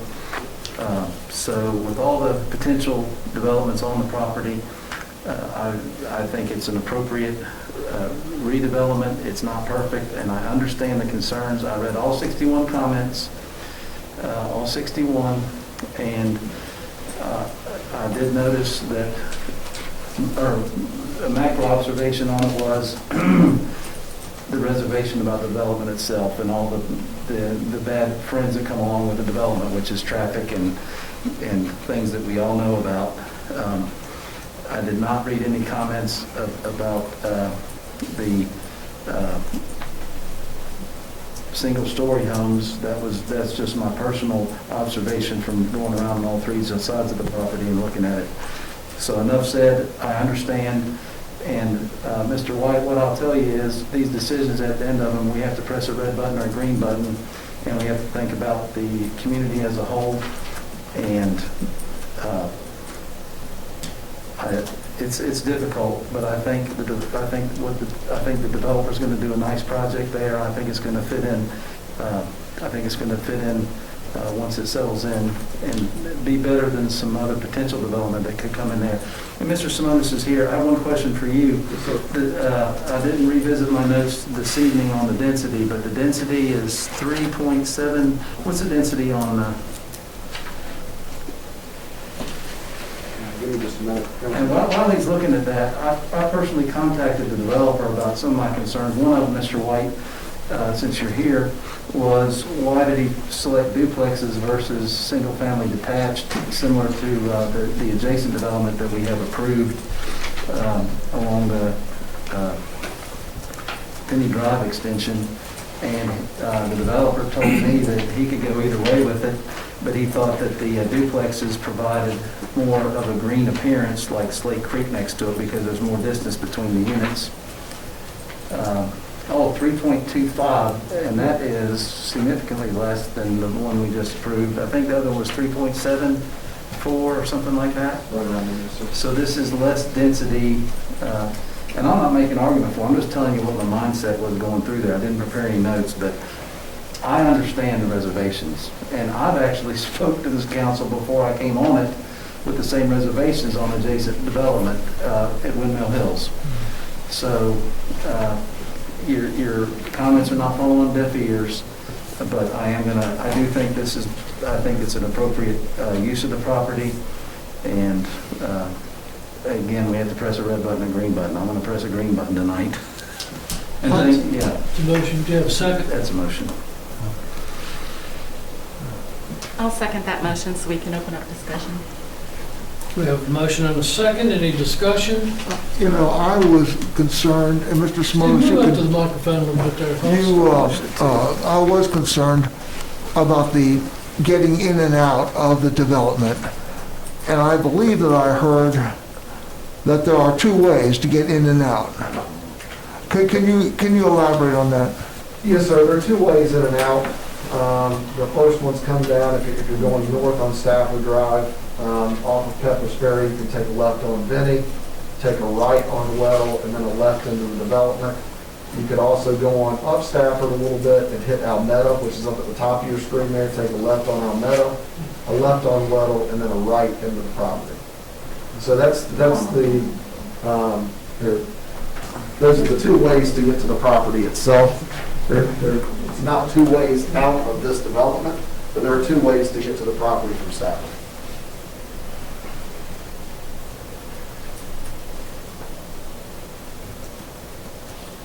So that is a landlocked parcel. Based on the way the development around it has occurred, there's only one way in and out of this 4 point. this acreage. And the residents, can you tell me what type of people you think are probably going to move down there, their range of income? Range of income, no, sir, I can't guess the range of income because it's all about the buying power of that particular homeowner. I think Mr. Wilson's here. Did we say low threes, mid threes? 300, lower to mid $300,000 homes. I had shared a message with council that I had some reservation. Move close there. Move it, there you go. That I had some reservation with all of the 60-some comments that we had received, that there's a last-minute proffer. And I'd like to ask council if you mind delaying the vote until next meeting so those people have a time to readdress that proffer and possibly update their opinion on that. Because that was definitely appreciated when you come together like that. It's very powerful. And I appreciate those concerns. I do understand them. And just to comment on that, what Mrs. Sachs just said, that is correct. This just happened, and it actually took place today, January the 12th, where there was a proper change of no two-story home should be permitted. And I hope you understand that. Do you hear that, Mr. White? So I know that was a big concern for a lot of the residents around this area.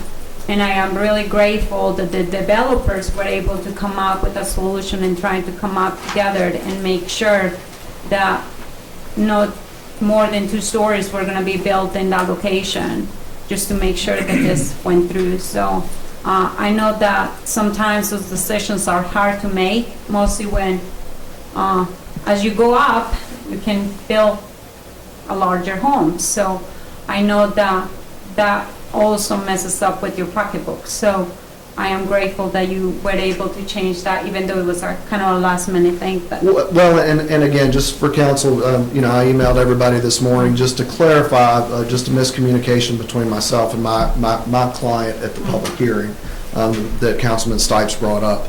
I just wanted to get it out there this morning. And when the discussion was, is that in a form of a proffer, realizing we had gone after the public hearing, we didn't. That's a commitment by Mr. Woody to do so, which is why we amended the proffer statement.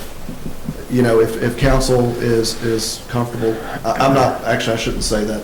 I'm not sure what legally from a zoning standpoint we could do. If we can pull and go back to the proffer I had earlier this morning. But again, it was there as a commitment. Based on what Mr. Woody had already explained and committed within himself and with his company to do. So we certainly didn't do that to do anything other than clarify some of the conversations that were had previously. So it was more of a cleanup item than anything else, and to ensure council that was the commitment of the developer. I do think from my perspective, it was the last this council meeting that we came together, even with the last planning commission meetings. It was a very difficult decision to make. And it was very difficult because, you do see, like the one guy made a comment, we're gonna have over 400 units being built just within a 4 blocks ratio. And I think that's just difficult to comprehend, mostly when you live close by. But with that said, I know that not having more than 2 stories, the residents should be happy about this, because I do see in some other places, like the new developments that are about to take place very soon, that's not the case. That's not the case that was, now you're going to have buildings that are so large, and that's going to really mess up your view for other homes. So this to me was a great decision from you guys' part. And it was great that the residents were able to come together and come out forward to meetings and everything else and make sure that did not take place. So, thank you. Comments? Going back to the traffic flow, and you are going to put in the roadway into the development, right? Yes, sir. Can you go over that a little bit more? Yes, sir. The developer will pay for the infrastructure required for the new road to come off of this 50-foot section right here, this will be a full town, 50-foot right-of-way, town street, all built to town standards, curb and gutter, sidewalk, the whole thing, and that will be the responsibility of the developer at the time of the site plan. You know, I kind of wish, since you were the developer, you're gonna be the engineer for both plans, for Weatherway and the other one, for that road to come out like in a big circle, you know, but I'm just saying. You've got a pretty big drainage swale that runs between the two properties. It would have been hard to meet town standards to get that road to drop down that quick and come back up without some serious earthwork between those two. You understand there's no on-street parking? I don't believe that was, I know that was discussed at Planning Commission, I believe, but I don't think, we have not proposed to limit on-street parking. So this road going in is a full 50-foot road? 50-foot right-of-way, 30-foot, 30-foot street, yes, sir, Mayor, based on town standards. I think the one reason why we stayed away from the parking, no parking zone, I mean, not putting any restrictions on this, on the main road, it was because the subdivision is gonna have four places to park a car, isn't it true? I mean, the driveway, you can fit 4 cars plus, can you actually fit 2 cars inside are they gonna have garages, right? Is it gonna be a 1 or 2 car garage? 2-car garages, yes, ma'am. So 2-car garages, and then does that mean you got 2 park inside the car garage, and can you actually have 4? Are you counting those? Okay, so it would be 6 spaces? Right, and you can see Ms. Hicks, based on this drawing, this isn't the final engineered plan, obviously, but we have 30 feet, we have a 30-foot building setback, so we can't build any closer than 30 feet to the street. A lot of times in the rezonings, we'll propose less setbacks, so it pushes your house closer to the road to present different to the street, but that gives you a shorter driveway. So that's where you see more of the on-street parking. But here in this case, we're going to have the minimum, depth of the driveway is going to be that 30 feet. So we've got, a standard parking space is about 18 feet. So we'll certainly get 2 cars in there and maybe able to get more based on where the final location of the house sits. Okay. Thank you. One more thing. Are you planning on building them all at the same time, or are you going to build one when it sells, then another, or do you have a plan? It's all going to be constructed. The infrastructure itself, Mr. Harper, will have to go in all at once. The buildings themselves, I'm assuming Mr. Woody will build them as he goes. He'll pick a side and work his way around the development. All right. So it's going to be a couple at a time, probably. Likely, yes, sir. Thank you. Okay. Any other comments? I'll make one more comment to Ms. Sack's point. I try to be respectful of other requests to, if it's council's pleasure to delay a vote for 2 weeks to see what comments we get, I will support that and withdraw my motion. I would say to that, though, in reading the 61 comments, that was 61, Mr. Walker. In reading the 61 comments, none of those related to the height of the building. There may have been some discussion in Planning Commission. I won't speak to that. But of the 61 comments that were there, none of those related to.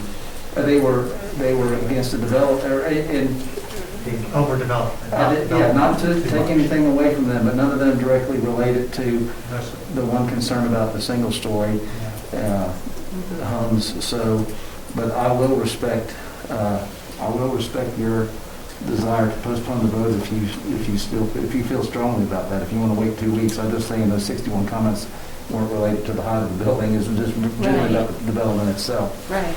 Of what you've heard tonight, did that help, or If you want do you still like to if you have still it want to to delay it, I will support that. I think the right thing to do is to let those 61 people who commented share any updates and give them the proper time. I don't think 2 weeks will Then I'll hurt us. support that. It was a late proffer. So you So want to I'm going to withdraw my motion to take action this evening. Ms. Sachs, do you withdraw your second? Yes, sir. Do we have a new motion? The new motion would be to wait 2 weeks for this new information to be presented to the public and get responses back before a vote is taken. And I will second your motion. Thank you. I would like to have, to see if there was a, I'm sorry.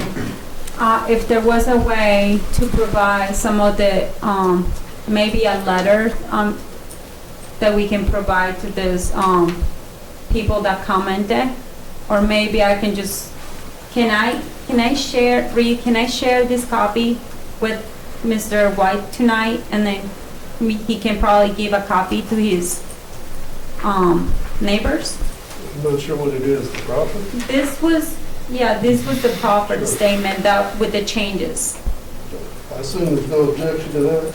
You know, we could ask them to do any updates on the petition, and that way you see it. Y'all got a live link to that, so you can see what happens on it. Right, which is wonderful. I really appreciate that. Thank you. So can I share this copy with him so he can share? Yes. Okay. So we have, don't go too far, Joanne, we're getting ready to vote. Pass it around. Bucket brigade. Okay. So we have a motion and a second to delay for 2 weeks in order to update the information for Mr. White, to update the information to his constituents. I think that's the right thing to do. Okay. Any other comments? I'll make one comment, and I think that, Ken, I appreciate you coming and representing all 60 voices. I didn't realize we were going to have trouble on transportation, so we could still be here in the morning when the coffee's poured. But I do think that, I like the way you presented your petition online, but I do not feel that I think we need to get into any more public comments about this thing when we go down the road to vote. I mean, we've had 2 planning commission meetings, we've had the discussions tonight, we've had the petitions tonight. And again, I'm not going to prevent anybody that wants to come for citizens' comments, but I will be very adamant with the 3 minutes, and I would prefer 1 speaker out of that group. So that's my preferences, and we'll cross that bridge when we get there, I guess. Yes, sir, and I think the petition being live will help a lot, because you'll see exactly what the public's saying about it. Well, I think I'm like Brett, I read it, and I don't think, honestly, I don't think if I was going to put a great big basketball court the whole size of that parcel, that most of the people would be happy. They want to leave it a natural farmland. That's my estimation of it, and of course. Or like the picture I showed, just similar to what we have now, not farmland. Okay. All right, Madam Clerk. Yes, sir. Councilman Bishop. Aye. Councilwoman Hicks. Aye. Councilman Hubbard. Aye. Councilwoman Sacks. Aye. Councilman Showalter. Aye. Councilman Stipes. Aye. Number 6-0, thank you. Ordinance to amend Chapter 42 zoning of the Town of Christiansburg Code for the purpose of clarifying the allowance of structural projects such as awnings, canopies, roofings, gutters, architectural features, porches, and decks into minimum required yards. And I believe we had this public hearing on the 8th. And I don't think there were any comments. And he passed in full support from the planning commission. We had a lot of conversations about this, and I think we had, I think just clarifying what our town codes are. Okay. It's just great, so. Very good. So do I have a motion? I will make a motion to approve this ordinance to the amendment. amend to Chapter 42? The Chapter 42. Okay.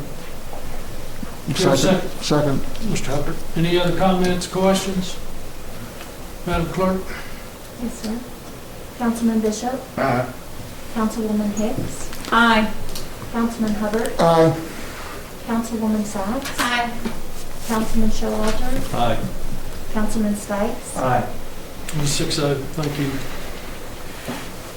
Approve budget amendment number 2, budget amendment 2, resolution to accept state funding for the utility debt relief up to $69,000 $900 for water and sewer charges and provide up to $9,000 in general fund monies to provide relief from stormwater, solid waste, and miscellaneous charges.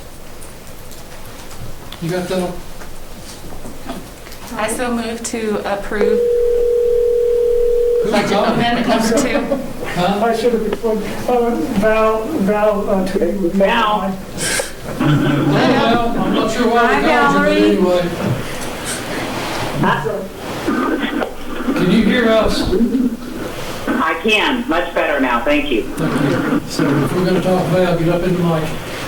Do you want me to redo my motion? Yeah. So I so move to approve discussion and action by mayor, letter C, budget amendment number 2 as stated. Second. Good motion. Got a second. Any other comments?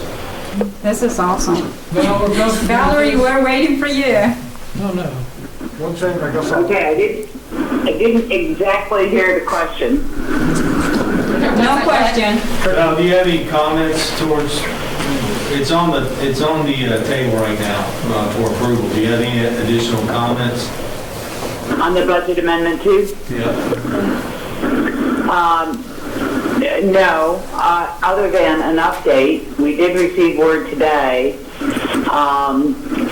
that the period of time will be expanded based on the expansion and the new date of the CARES Act. So remaining funds will again have to be redivided with Blacksburg, and we'll have to figure that out. So a second round may be different than what we're initially expecting at this point, because Blacksburg will probably have more to add. We were allocated the 70-some thousand based on the town of Blacksburg and the town of Christiansburg. Town of Blacksburg, their initial certifications received very few as compared to what we received. And so we looked at potentially a second round, but we got word this morning that the date for those will be extended through December 31st of 2021. So we will be working with Blacksburg to figure that out. There was in my cover letter on the motion a discussion about if you wanted to extend it beyond. And I guess at this point, because of the extension, I would suggest we just go with what we have currently for certifications, and we'll look at it again when we talk with Blacksburg and figure out what the allocation of any remaining funds are. Valerie, how many applications did we get in the town of Christiansburg? Off the top of my head, and I was unfortunately unable to pull up the information because the Wi-Fi here in this campsite is deplorable. I believe it's like 120. 156. About almost 600 that we sent out. We sent 18 and we received 156. Thank you, Randy. And out of those, I believe some were not eligible. 52 were not eligible.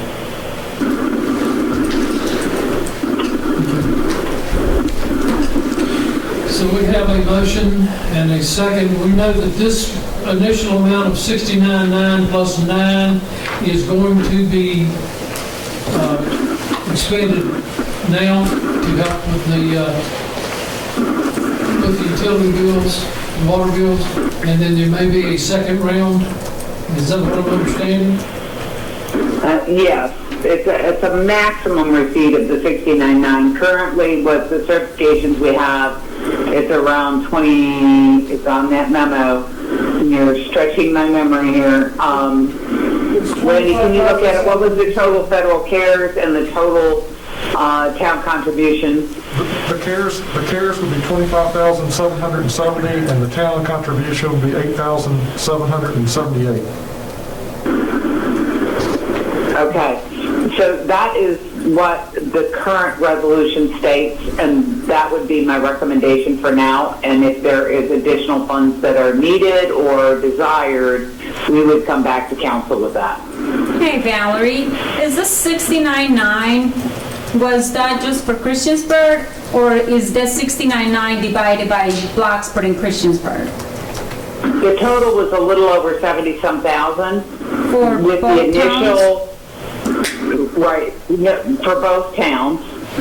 And Blacksburg was only able to receive certifications of about $6,600, which left the remaining balance for Christiansburg to use in this first round, which is why the resolution was written that way. But this morning we got word that they're extending that deadline. So the allocation of the roughly 40-some thousand that will remain, we'll have to get with Blacksburg and reach an agreement on how we're going to divide that remaining amount that may extend into December of next year.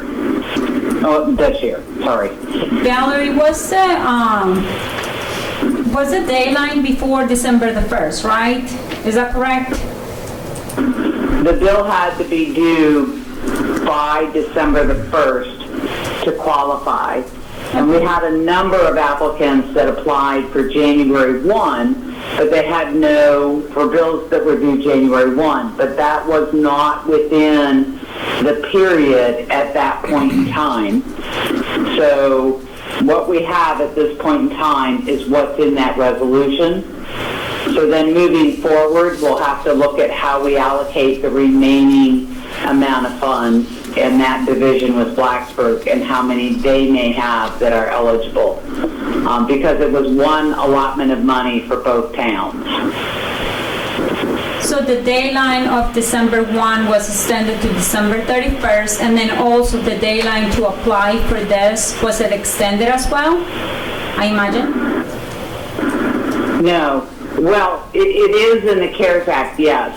But for this round of certifications we have, the deadline was not extended.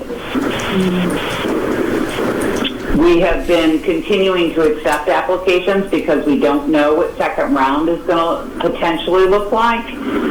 But this resolution would cover the federal CARES Act funds and the town support for those bills that go through December the 1st, but would not include any amounts for general fund support for anything after December 1. We would have to bring that back to you depending on how we reallocate the remaining funds. Thank you, Valerie. Any other comments? You're welcome. Any other comments or questions? Hearing none, Madam Clerk. Yes, sir. Councilman Bishop?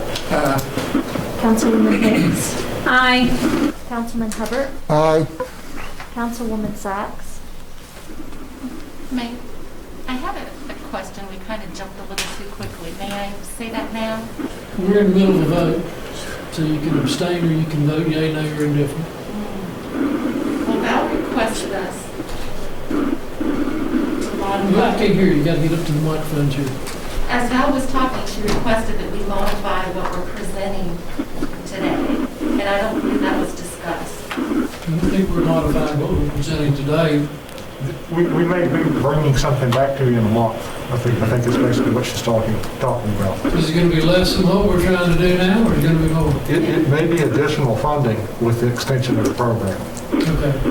But then that will come back to town council. Yes. Okay. Okay. As long as I understand that, thank you. Yay. Yes.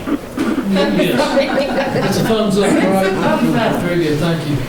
Councilman Showalter? Aye. Councilman Stites? This 6-0. Approved budget appropriation number 2 resolution. I so move to approve the budget appropriation number 2 resolution. Okay. I second that. Motion and a second. Any discussion? It's great. Okay. Thank you to CARES Act money for that. That was well received and very well needed in the communities. Madam Clerk. Yes, sir. Councilman Bishop? Aye. Councilwoman Hicks? Aye. Councilman Hubbard? Aye. Councilwoman Sacks? Aye. Councilman Showalter? Aye. Councilman Stipes? Aye. There's 6-0, thank you very much. Next on the agenda is the discussion of code of ethics, revised report from town attorney. Mr. Broughton. We just had a quick update. We reported at the last meeting on the 103B College Street zoning issue. And after that report, I guess we got some attention from the public, and the result of that was an additional document that we didn't have before. And so I've circulated that to council. I understand, I know the copy's not very good, but that's the version in which I received it. And it appears to be a termination letter addressed to Mr. Revin with regard to 103 College Street, Unit B. Thank you. Is it a termination?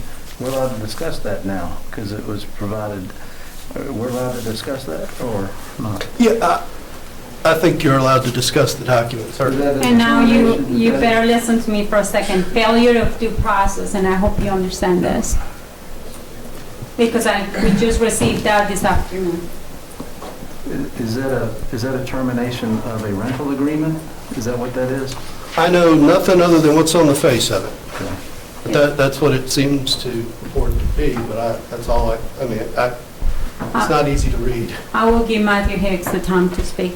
I will determine who speaks and who doesn't. Okay, will you please give him a I will chance? let him give you a copy of that letter, and you can speak. This is discussion by mayor and council. We've got a lot of, I'm sorry, go ahead, Sid. Okay, so this is just another thing to drag me into the mud.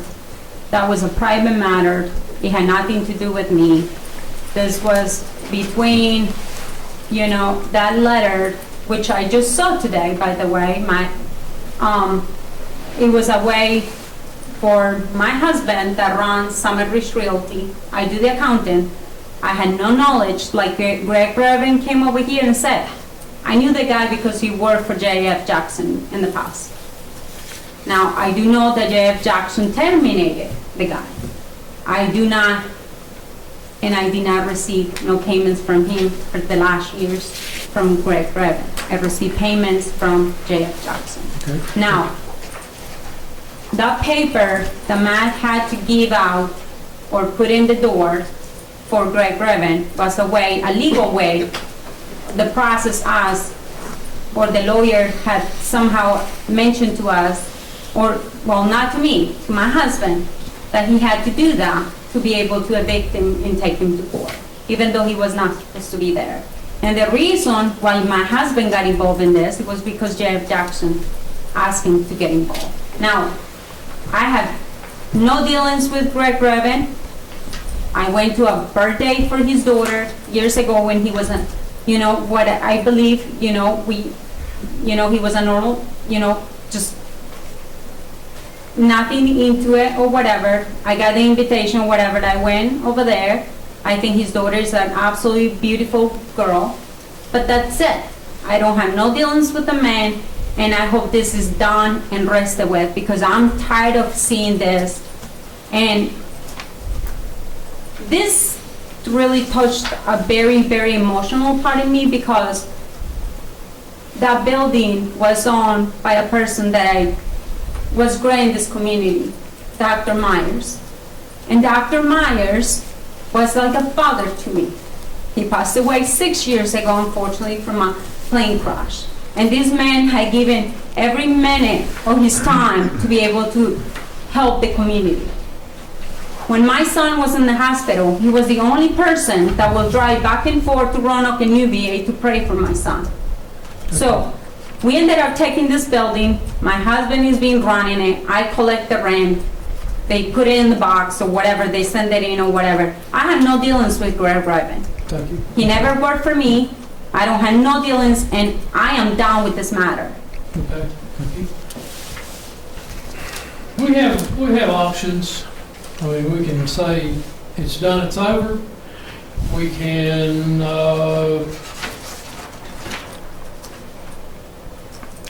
determine if malfeasance or misfeasance, not only for this matter, but in performance at all and other issues, has been committed, and we can fine a member, we can sanction a member, or we can, with a 5-0 vote, we can vote a member off of council.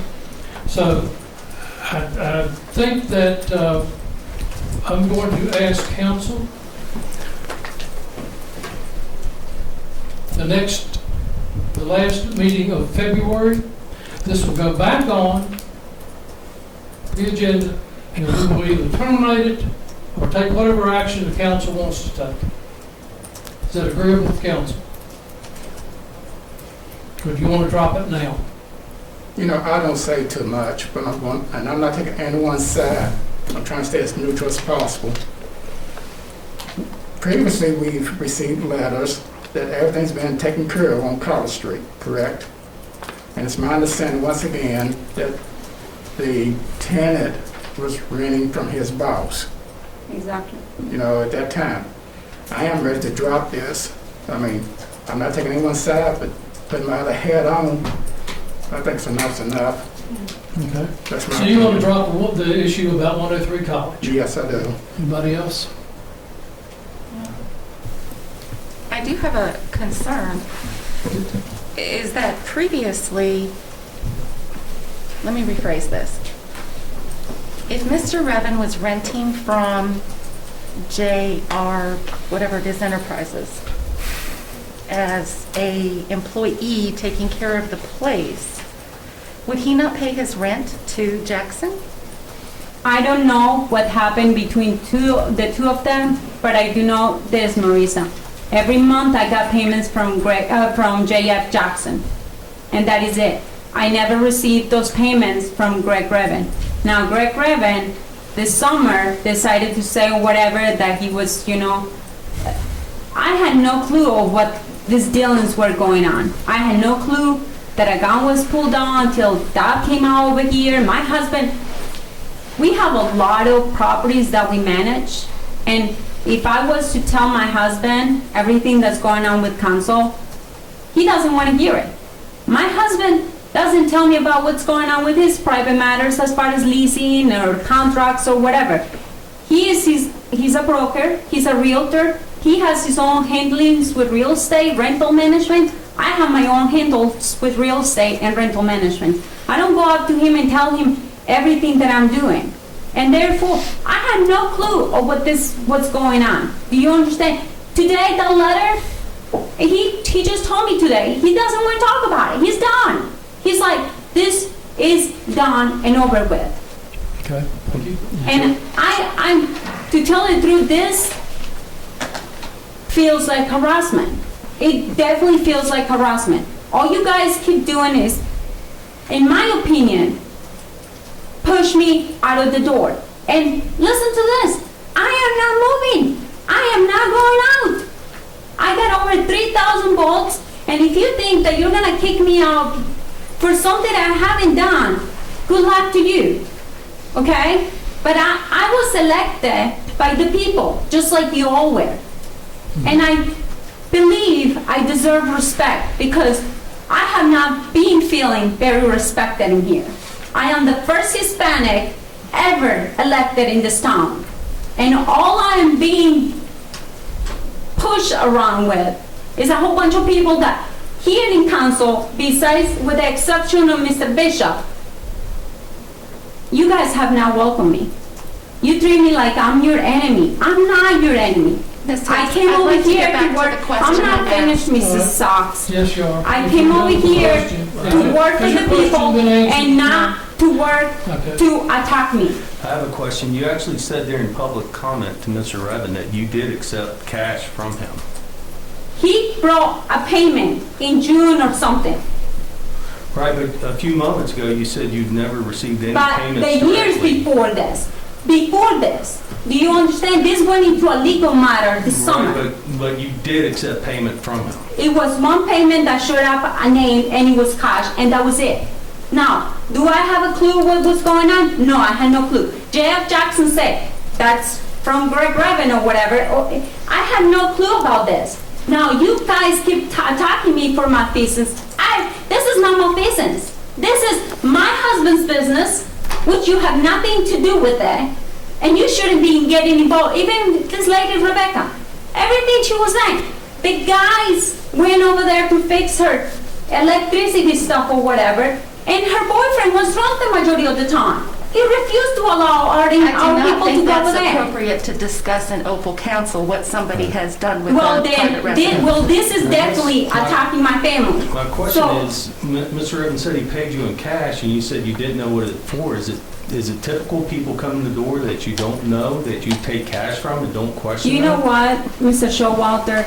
You will be amazed to know the amount of people that come to my office to bring payments, including college students, and they don't even sign big money grants or the money orders. You have no idea who they are. You just accept the cash, correct? If you're doing you know what? I will get a text message. I will have to contact everybody. I do a lot of checking, and my husband knows about this because I'm like, do you know from who this is from?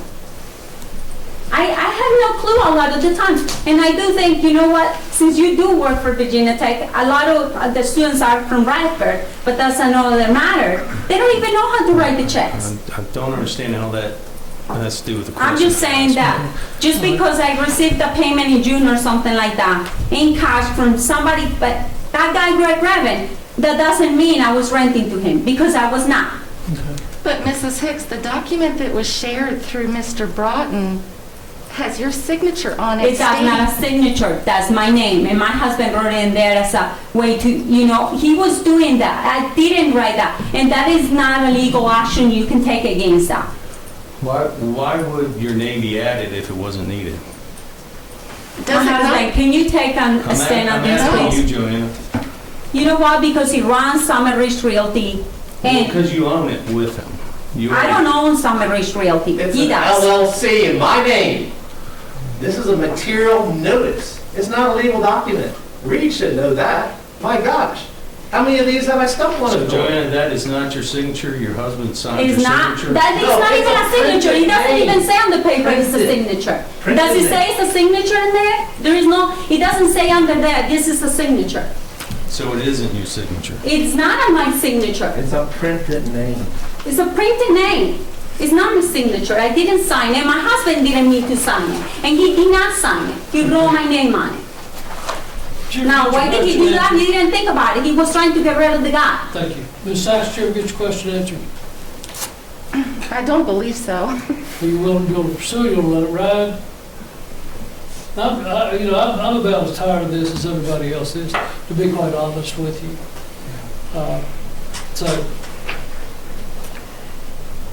Let's move on. On February the 20th, the last meeting of February, we'll be on the agenda one more time for a final discussion. I thought we are done with this tonight. Do you really have to continue to drag this on forever?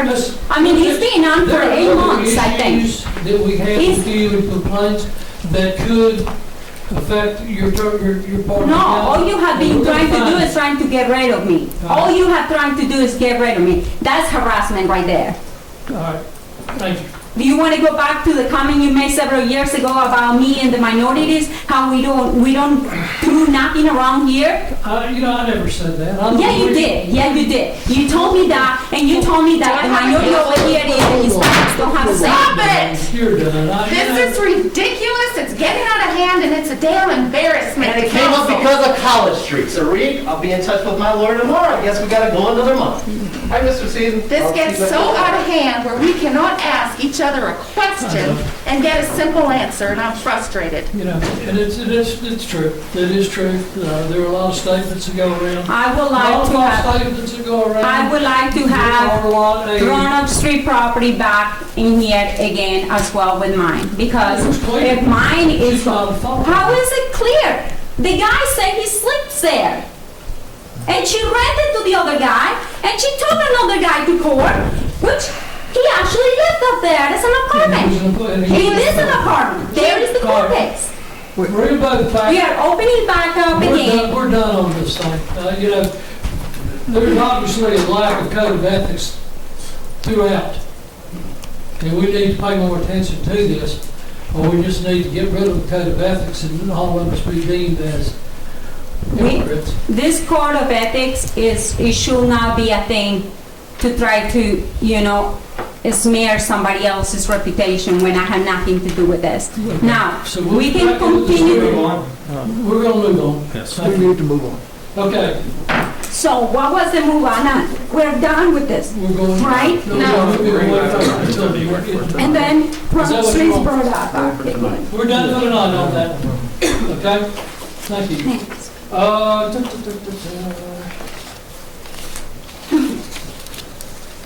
Staff reports.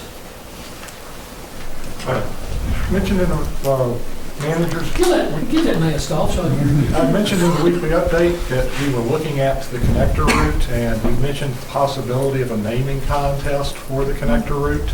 The connector route I'm talking about is the North Franklin Street Peppers Ferry Road connector route that would connect basically beside the Food Line Plaza on North Franklin Street at the new signal. It would go basically across the intersection of Cambria and Providence Boulevard, where there'd be a roundabout, and then continue on to to Peppers Ferry Road at the new signal at Quinn Stewart Boulevard. We are, of course, looking at developing the connector route through the park, or at least to the access to the park, and we're looking at potential names for that. I know council's mentioned the possibility of having a naming contest for that. I'll just open up to council what your desire is for that. So we are looking. Patrick's Way is a reasonable name? Well, I don't think we necessarily want Patrick's Way for the name of it, which is the name of the street that is basically been realigned there at the Food Line Plaza between North Franklin Street and Oak Tree Boulevard. You'd like to think about this a little bit. Whatever council's desire is, if you'd like to have a naming contest, if you'd like to come What up happened to with, the sponsorship? we're still going to work on those. Okay, thanks. If council wants to have a naming contest, if you want to come up with names amongst yourselves for discussion, if you want to take it to Parks and Rec Commission or Street Committee, that's fine too. Just let us know maybe what direction. I think it's a good idea to let the town, the citizens of the town get involved. I'll speak to that. I thought it was going to be on the agenda this evening. I was going to bring it up during council reports, but I'm going to go ahead and throw something out there as a proposal, actually. There's a lot of history on the property that this road goes across. Many folks don't know, but Christiansburg Institute used to be 184 acres, and most of this road is on former CI property. And I would like to recommend that we name the road the Booker T. Washington Parkway. I'm going to read a little excerpt that I brought this evening about Booker T. Washington, a fascinating personality that was advisor for the school. He's a regional child too. He's from Franklin County, Hales Ford in Franklin County. A new era for the Christiansburg Institute began in 1896 when Booker T. Washington, founder of Tuskegee Institute, became advisor to Christiansburg Institute. In 1909, Washington addressed almost 5,000 Christiansburg residents, both white and black. The Christiansburg Institute implemented a curriculum similar to those at Tuskegee and Hampton Institutes, continuing to grow throughout the early 20th century. The Institute expanded to property at 140 Scattergood Drive, where the 1927 Edgar A. Long building is today, named for the principal of the Institute from 1906 to 1924, which still stands. In 1947, the Friends Freedmen's Association deeded the Institute to Montgomery County, Radford, and Pulaski County school systems. During the years of segregation in Southwest Virginia, Christiansburg Institute served the educational needs of African American students from up to 15 counties at a time. Of course, Christiansburg Institute closed in 1966 when local public schools integrated. And this is not my idea, but I feel passionate about it. Having been here this long, I give full credit to Melissa Dennett. And we can go through a naming contest. But I did not know Christiansburg Institute existed. I grew up in Blacksburg, okay? I didn't know until 24 years ago about this when I moved here and learned about it. But this road is primarily on Christiansburg Institute property. I think it would be an outstanding tribute to Christiansburg Institute and to a lot of things. And I'll go a step further, and this is, well, I'm going to bring it during council report. I won't say peak during council report, but I think we got to go the next step and name the Christiansburg Park our new park. We've talked about it, but I think we should name it Heroes Park. Heroes is a catchy name, and it's something that the town, future town councils can decide who our heroes are. They could span the gamut of our sports figures, our military service people, civil rights leaders. It's unlimited. Withers Park in Withville, my lovely wife took some pictures actually Saturday, not knowing this was going to talk about this tonight. She took some pictures in Withers Park, and they have different types of things. But Heroes Park, I'm going to go ahead and throw that out there. I'm not just for y'all to think about, but I think it goes along with this Booker T. Washington idea, and it leads to Heroes Park. And Heroes Park, our new park could be named that, and it could be something that our future councils can decide who our heroes are and can memorialize them throughout the park in all kinds of creative ways. So there you go. I'm done. I'm sorry to take up time, but I was going to bring up that during council reports. You know, I think that comment about Booker T. Washington, if it was, they had a huge article in the Roanoke Times yesterday, I'm not sure if you saw that, about him, and saying the exact same things you did there. And I think I could support that. Now about the Heroes Park, I think that's a good idea too, but I think in the back of everybody's mind is that we're hoping that we can get a company to name that after, the Carillion Park or whatever, and get some money out of it. We can talk about it. Yeah. Heroes Park. I'd like to move on with the Booker T. Washington Boulevard, but I'd like to table any thoughts of a Heroes Park at this point in time. It's a good idea. It just doesn't ring good to me. That's just me. I do, if we were to vote on this, I would second the Booker T. Washington, because I do think, as well, I was thinking about Christiansburg Institute the other day and how wonderful it would be to have, a person from our community recognized. So that's in the form of a second. Did you put it in the form of a motion? Well, I will, yeah. I'll retract and say I propose that we name the connector road the Booker T. Washington Parkway, or whatever road you want to call it. The Parkway is the first one. It's a nice, friendly name, and it's a wide right-of-way. It's 100 foot of right-of-way out there. It's going to be it's going to have a parkway feel to it because it's going to be a lot of width. So I'll just make a motion that we name the connector road to Booker T. Washington Parkway. Would second that. Motion and second. Any discussion? I have discussion. And although I think it's a great idea, I would still like it presented to the public as one of the options that they can choose and still get their feedback. Because something else might come out that we haven't thought of, and that's not shorting your idea. I think it's a very good one. It's not my idea, it's Melissa's, and I want to give her full credit for that. It's magical. To me, it's magical. It makes all the sense in the world. It does, yes, I agree. I'm just looking for community input as well. So you're just saying we release it to the press and say we're thinking about naming this road this name? Does anybody else have any comments? It's getting to the point we can't even make a damn decision on anything without being politically correct. So we either drop it right now and send it out and let people ask, or we vote on the motion. I kind of like the motion's on the table. Motion's on the table. The discussion is there. And I don't mean by political correct. I mean, we have to pass it by the entire citizenship. I think Booker T. Washington's a wonderful name. I'm sorry I didn't think about it. But I just said we had to pass it out and get everybody's opinion. We're everybody's opinion, that's what they elected us to do. So I would like to move on and call for vote, unless there are other discussion. Okay. You heard, call for vote. Madam Clerk? Yes, sir. Councilman Bishop? Aye. Councilwoman Hicks? Aye. Councilman Hubbard? Aye. Councilwoman Sacks? Nay, for the reasons I explained. Councilman Showalter? Aye. Councilman Stipes? Aye. It says 5-1 on that name. That's good. Thank you. Okay, that's on motion. All right, anything else? Just point out that the dialogue on race has been rescheduled for February 13th at 10 o'clock. That's a Saturday. What, I'm sorry? The dialogue on race winter summit is scheduled for February 13th at 10 a.m.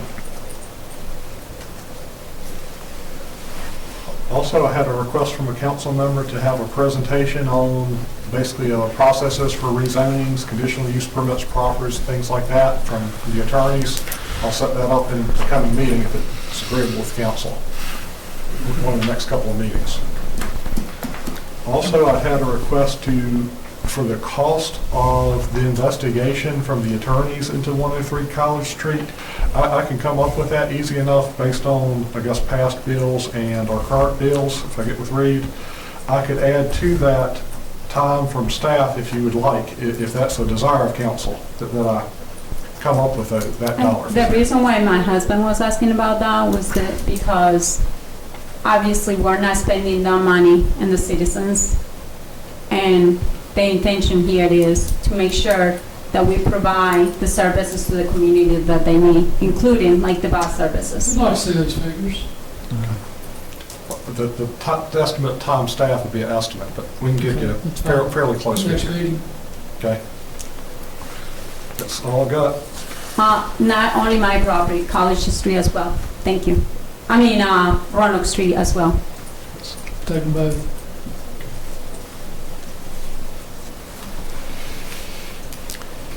Mr. Brown, you got anything else to add? No, but thank you, Mayor. Any other staff? Okay, then we will begin this section of the reorganization of the year 2021 with the election of vice mayor. Mr. Mayor, I would like to make a nomination of Councilman Bishop. Councilman Bishop has, of course, been on council now for 5 years. He's also retired, and if for some reason you could not do something, Mr. Bishop would be able to fill in for you. And I myself think he would be an excellent vice mayor for 2021, and I'm going to put that in the form of a motion. I'll second that. I can second that. Motion yeah. for a second. I have a Commissioner, I question. assume you will accept that. Yes. Can we go back just a few years? Like, I've only been on for a few years, but who held that position previously in the last several years? I know it was me, then Mr. Hubbard. Mr. Hubbard, you've had it, Mr. Stipes had it, Mr. Bishop has had it 4 years ago, somewhere, 3 or 4 years ago. Mr. Showalter had it right before that. Okay. All right, thank you. In the, okay. I really like Mr. Bishop to have that position. I think he deserves it. Madam Clerk, would you poll the council, take the vote? Yes, sir. Councilman Bishop? Abstain. Councilwoman Hicks? Aye. Councilman Hubbard? Aye. Councilwoman Sacks? Aye. Councilman Showalter? Aye. Councilman Stipes? Aye. Says 5-0 and 1 abstention. Congratulations, Mr. Bishop. Thank you. My first honor will be to give you the reading of the, come out of the closed session down the road. We're not ready to do it, but I'll get it to you in a second. Council appointment of committees by Mayor Barber. The only, You're on regular, set regular meeting dates of Oh, yeah. council. currently our regular meeting dates are the 2nd and 4th Tuesdays of each month at 7 o'clock. I'll second that. I can't make a motion, I'm just telling you what it is. So moved. A motion? And a second. And a second. Madam Clerk, any discussion? Madam Clerk? Yes, sir. Councilman Bishop? Aye. Councilwoman Hicks? Aye. Councilman Hubbard? Aye. Councilwoman Sykes? Aye. Councilman Showalter? Aye. Councilman Stipes? Aye. 6-0.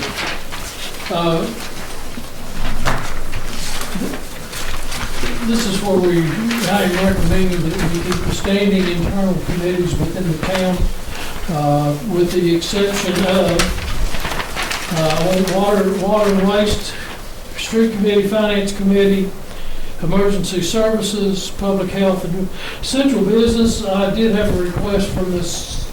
Hicks that said she would like to go on central business. So I will leave that up to the motion by council as to who's on it. Or we can leave it as it sets with Mr. Bishop and Ms. Sykes. We don't set those committees, Mayor, you do. I just did. Okay. That's fine. I'm leaving it up to you to determine if you want Yes, to I see that change question. central business. If not, we'll move on as what it is, as presented. Do I have a motion? Now, what is the motion? What are we voting on? We're voting on Water and Waste Committee, which is a new name. We've taken sewer and everything else off of it, which is Mr. Showalter and Ms. Sykes. Street Committee, which is Mr. Stipes and Mr. Bishop. Finance Committee, which is Mr. Stipes and Mr. Showalter. Emergency Services Committee is Mr. Bishop and Mr. Hubbard. Central Business is Mr. Bishop as the chair, Ms. Sachs, and Public Health and Welfare and Council on Human Relations are ad hoc that's served by town staff. Do I have a motion? I'll make a motion that, The motion again? I'll make a motion that we approve the selections for the council appointments for the next year by the mayor. I'll second it. Motion and a second. Any discussion? So once again, I'm not being put in a committee, is that correct? That's correct. Madam Clerk, would you poll council? Yes, sir. Councilman Bishop? Aye. Councilwoman Hicks? Nay. Councilman Hubbard? Aye. Aye. Councilwoman Sykes? Aye. Councilman Showalter? Aye. Councilman Stipes? Aye. So it's 5-0 and 1. Council appointments in Aquatics Advisory Board and Parks and Recreation Advisory Board. I am going to nominate Mr. Hubbard to take both of those committees. I'll make a motion to approve that. Second. I have a motion and a second. So you are not going to give me that, is that correct? That's correct. Madam Clerk? Yes, sir. Councilman Bishop? Aye. Councilwoman Hicks? Nay. Councilman Hubbard? I guess I have to abstain. Good move. Councilwoman Sykes? Aye. Councilman Showalter? Aye. Councilman Stipes? Aye. That's 5-0 and 1. The next council, this is the council appointment to Planning Commission. 4-1-1. Do what? It's 4-1-1. Oh, yeah, whatever. Steve will debate for yourself. We'd let it. 4-1-1, thank you. Council Appointments Commission, the Planning Commission, and I have had several comments from council on leaving it wide open. I have some council members that say we would like to not have a member on the Planning Commission. Others say we would like to have a member on the Planning Commission, but it would be a liaison and a non-voting member. And others, so I lay it out. I'll ask you all, what do you want to do and who do you want to appoint? I'll go ahead and I'll start that discussion, and I haven't had any conversations about this with you, Mayor, but having served on the Planning Commission for 7 years before I ran for council and seeing what's happened since then, we used to have, I think, 5 members with the council member that sat on the committee. But things have changed since then. We now have 9 planning commission members, and there have been issues, not just recent issues, but past issues with that liaison. And I would recommend, and I don't know where we go with this, but I would recommend that we allow our planning commission to operate independently and autonomous from us, and prevent some awkward situations. And even when I was on the planning commission, having a council member there at the time, I'll just leave it like that. I recommend, or I'm of the opinion that we should just not have a planning or a council member on the planning commission, allow them to operate independently and autonomous of us. But that's just where There's nothing in the town charter that says, or the town code says we have to have a member, is that correct? Okay. So I'll start the discussion with that. Well, first of all, I just hope that you can sleep with yourself, because you told me last year when I asked for a committee, and you said, no, you have to be in council for at least a year. I've been in council for at least a year. Now you refuse to give me a committee. That's correct. Then you took away the Parks and Rec, and then now you are obviously, you guys are getting rid of the planning commission, town council person in there. So just, I hope that you do understand that this looks really good on you. Well, and I'll tell you, the reason that I have taken you off, elected to take you off the Recreation Commission, is that I don't appreciate the way that you have chastised, you have attacked, you have criticized the members of the committees, not only on Facebook, but also in our public meetings. So you've not shown me the ability to interact on councils and commissions. So that's why I did it, and that's done. That is such a rude comment out of you, considering that you're the one that has been telling even people that were for the park to be quiet and sit down, really. And she was part of the Parks and Rec Commission. Not commission, but the department. Okay. Can we get back to the discussion at hand, which is the planning commission? Yes.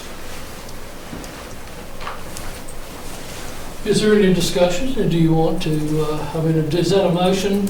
I'll just get out there for discussion. I'll make a motion that we no longer have a council representative, whoever that might be, any council member on the planning commission.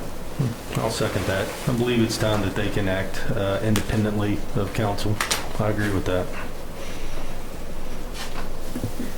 Any discussion? Well, I don't know if a person acts as a liaison, you think that influences their decision? Just by having a council member on it, is what's saying? I would say the biggest thing, Mr. Bishop, in my opinion, is it can prevent some awkward situations, and I won't go into any details on that. We've seen them very recently. We've seen them in the past before the current, and also we have an outstanding 9-person committee now. It's big, and they're when I say it's big, it's I believe that it's time for them to function independent of us and not be to have that liaison. I don't have the right words, but those changes, the influence. Yeah, it is, because I sat on that for 7 years, and sometimes knowing there's a council member there can prevent some types of discussion, because the town council member is thinking more political, and that's not the purpose of the plan. The planning commission is focused on appropriate land use, period. They're not focused on politics. We're the ones that's focused on politics. So having that, the combination of how we've evolved as a planning commission to have 9 very well qualified people that function very well, and having a council member on there, I just think we've outgrown that. That's what I would say. So that's it. Well, I guess I have a question about that, because if you're saying that the planning commission can be make it someone in there can make it very political. I don't completely understand the statement when there is other instances here that I see, for example, like central business being kind of on the edge of that. Mostly when, the person that ran the central business committee too, was part of that or whatever, making banners for downtown with her logo on it. I think, that right there is a political Planning thing. Commission, that's what we're talking about. We're not talking I'm just about saying central that- business, which has nothing to do with the Planning Commission. And I'm just saying, council in general. Can you I think explain to me how a planning commission can make it a political position, because I don't understand it? I did not say it would make it a political position. I said the evolution of our planning commission to where it is today, I think that we've outgrown the need for a council member liaison of any sort. And having a town council member there can influence some of the discussions. I didn't say it made it political. I never said that. What I said is that person has a political, and I have a political angle on things, but the planning commission is focused on land use, appropriate land use, period. We're focused on taking that land use expertise and recommendation and looking at it through the lens of politics of our community. Is this best? Like the action we're going to delay for 2 weeks. The difficult decisions, because we take their recommendation and then we look at it through our political lens and say, does this make good sense for our community as a whole? So I've said enough, but I think the changing times and where we are now with our planning commission, we've outgrown the need for a council liaison. But that's council's decision, that's just my thought. How does Blacksburg do it? I wondered, there's around the areas. Do they have a town council member part of the planning commission? Blacksburg has a council member that is a voting member. Montgomery County has a liaison that is a non-voting member. Because that position can be a non-voting position, but it can still be there. I do personally think, not just because I was part of there, I actually really, really enjoyed it. Besides the one, the one person is no longer with us, I really miss him, but everything else, I think, as far as the planning commission, I think is really good for the town council member to be there. And that's not preventing any council member from attending. We can attend, in fact, the meetings, I've attended several planning commission meetings of interest. That's not preventing you from, or any of us from attending a planning commission meeting and commenting. That's always allowed. So it's a public meeting. So I'm not proposing that. I'm just saying I think the time is right to let them operate autonomously and independently of us. And that's just my opinion.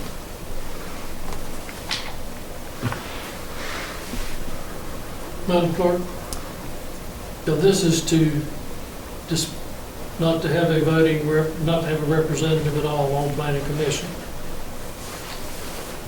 Okay. Madam Clerk? Councilman Bishop? Aye. Councilwoman Hicks? Nay. Councilman Hubbard? Aye. Councilwoman Sacks? Aye. Councilman Showalter? Aye. Councilman Stites? Aye. That's 5-1. Thank you. Mr. Bishop, take us into closed session. Yeah. Before we do that, do we skip over council reports? We did. We did. I'm not sure I can stand any more council reports, but if that's what you'd like to do, we can do that. I would. All right. Council reports, Mr. Stipes. None. I had my saying too much of it. Mr. Showalter. None. Mr. Hubbard. Yes. One thing I would like to bring out on your desk is a letter that I wrote during Christmas concerning ideas I had that maybe could make council meetings move a little bit better. I think I was disappointed, and I'm sure other people were disappointed with the meetings we had somewhat last year. So these are just some ideas I have, and I'm not sure if, if other people have ideas on this. And is what I was thinking is that maybe everybody could look this over and think themselves, and maybe we could put it on the agenda for next meeting of any changes that we would like to have during a council meeting. I would like to see it happen the first meeting in February, rather than immediately right on top of us and give us time to think. That'd be fine. Can you send, you had mentioned that to me, I never did get that email. Yeah, because, well, we had a little bit we had some logistic problems. But this is the letter that I was going to send. Okay. Another point I had that I'd like to bring out is I think a lot of you know that Brian Tickle, who has been the manager of Walmart, and I don't know how long Brian has been the manager, but I'm going to say 20 years. And Brian has moved to a different location, but I would just like to have it down in the notes how the town of Christiansburg appreciates what Brian Tickle and Walmart have done for us and what they've done for the community. And I'm not sure if there's any way we could do this to make sure that he knows that we have expressed our thank you. Do a formal letter, let the council sign it. Incidentally, Mr. Tickle retired after 31 years. He is now managing the Lowe's store in Christiansburg. So he didn't transfer, he retired. The trail would not be there if it weren't for Brian Tickle. I can tell you that. Now, another thing, I'm not sure that if people saw in the paper on Roanoke Times on Sunday, there was a short letter that I had written, and it was concerning the CARES Act and how the town of Christiansburg have supported different areas, during this time. And because there are some people that have come to me and said, well, the town is not doing anything, is all they're thinking about is the park, and they're not doing anything here to support people who need support. And if you read that, it shows there, I believe that we have given over $1 million on different concerns concerning that.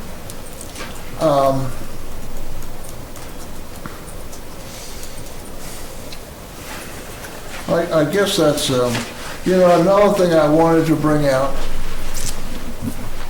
I think everybody has to have had the feelings that I've had concerning what happened in Washington, D.C. last week. To me, that's inexcusable. And sometimes I think they're looking for us politicians to say something about how that went. And, we talk about Watergate, we talk about other things. This thing was much more. And sometimes it scares me a little bit that things like this are going to trickle down to towns like here, and we're going to have yelling and shouting matches, and things are going to get out of hand. And I just want to encourage all of us here on council, to be professional at all the time. And I'm through. Mr. Bishop? No, I don't have anything. Ms. Sachs? The only thing is the Arts Advisory Board. We've decided to let them work on the tasks at hand and not add anything new at this time. That staff is a little bit overwhelmed, and we don't want to put extra pressure on them. So we're giving it a month before we re-meet. Thank you. Ms. Hicks? I would really like to encourage people to see if they can use the local restaurants and go and shop at your favorite local restaurants and, encourage people to go out to these restaurants and support them during this time. So I think not just the restaurants, but local businesses. I think I really like what the city of Radford is doing. I forgot what they called it, but it was they're having like a week Restaurant week or something, something featuring 5 restaurants, and it's restaurant week and encouraging chocolate days yeah. or something.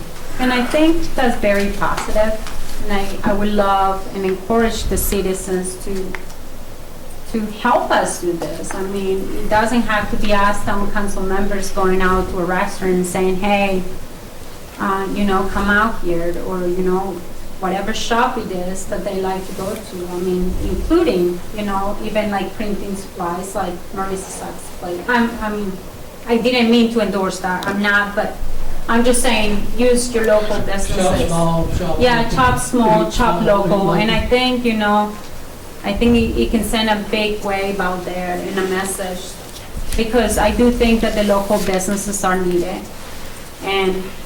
And it just hurts to see, not just local businesses, but it hurts to see, everything that they're going through during this pandemic, and, trying to survive and try to make it. And I think a lot of people have lost their jobs. We had many of our tenants actually lost their jobs because they used to work for places like Country Cookie, and they had a job for 20 plus years, and all of a sudden they lost their jobs now because, COVID and everything else. So I do encourage people to, if they're gonna support anything, I'm not trying to say don't go to Amazon or any of these stores, but if you can, shop local, stay local. Let's go with our public information people the next day or two and see if we can spitball some ideas with them, so we can come up with. I think it's that would be great. I think, even getting the Facebook, or anybody that wants to make a video or pictures, or maybe we can have a venue where, somebody can say, this is really, really good plate, or this is a really good sandwich, or this is a really good coffee, or I don't know, something like that. I think you could script it after the shop local Saturday. After Thanksgiving. And 1090 local, I just don't quit now, let's keep doing it. And almost a great niche would be show the love to our local businesses it would give us enough time for Valentine's Day. And I put something out there the other day. I really love the Christmas displays that were done downtown.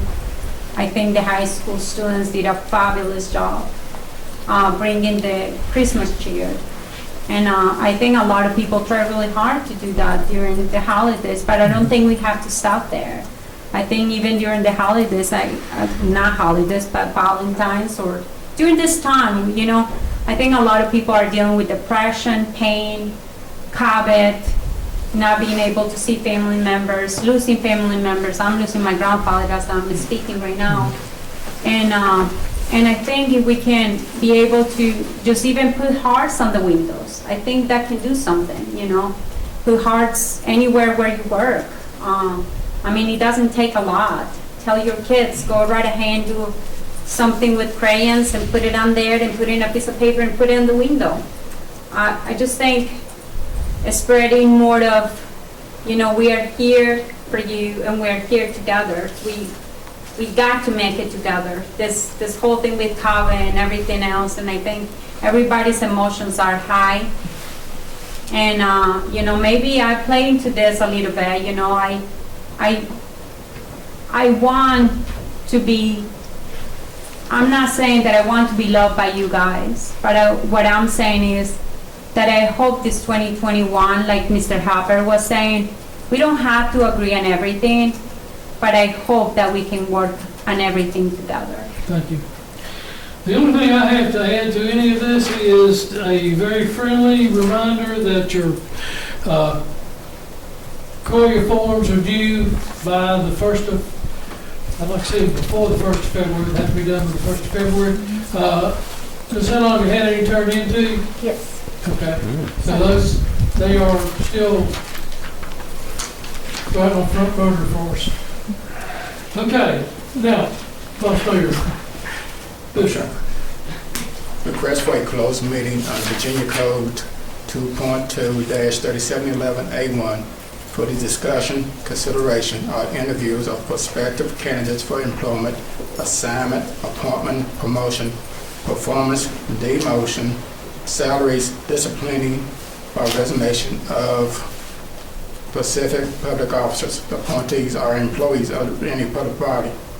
The closed meeting is being held for discussion of personnel, specifically the appointment of officers for the year 2021. And that's form of a motion. I second that. Motion and a second. Madam Clerk? Yes, sir. Councilman Bishop? Aye. Councilwoman Hicks? Aye. Councilman Hubbard? Aye. Councilwoman Sykes? Aye. Councilman Showalter? Aye. Councilman Stites? Aye. So thank you. We're going to take about a 3-minute break. At that time, I will ask everyone except the town attorney to leave the room. Okay. Yeah. Mr. Bishop, Okay. Vice Mayor Bishop. I move to certify that the town council of the town of Christiansburg have a minute closed session in the best of each member's knowledge discussed only public business matters lawfully exempt from open meetings required by Virginia law and only such matters as are identified in the resolution to enter into closed meeting. And this is form of motion. Second. Motion and a second. Any discussion? Deputy Clerk? Yes, sir. Councilman Bishop? Aye. Councilwoman Hicks? Aye. Councilman Hubbard? Aye. Councilwoman Sykes? Aye. Councilman Showalter? Aye. Councilman Stites? Aye. As far as council action on the matters, we're going to, this is the reappointment of our constitutional officers. Town manager, do I have a motion to renew his contract for a year? I'll make a motion that we reappoint Randy Winfield as our town manager. Second. A motion is second. Discussions? Madam Clerk? Yes, sir. Councilman Bishop? Aye. Councilwoman Hicks? Aye. Councilman Hubbard? Aye. Councilwoman Sykes? Aye. Councilman Showalter? Aye. Councilman Stites? Aye. While we're on the town manager, Yeah, I'll make a motion that we provide Mr. Wingfield with a 4% raise effective immediately. I'll second. motion is second. With that being said, I'll also note that Mr. Wingfield has served us loyally for the last 2.5 years. Randy, is it about, did he take a seat in April? I think that's correct. So, Mr. Wingfield, as for the people that are watching and the people that are here, Mr. Wingfield has not had a raise in 2.5 years, and he has performed this last year remarkably well.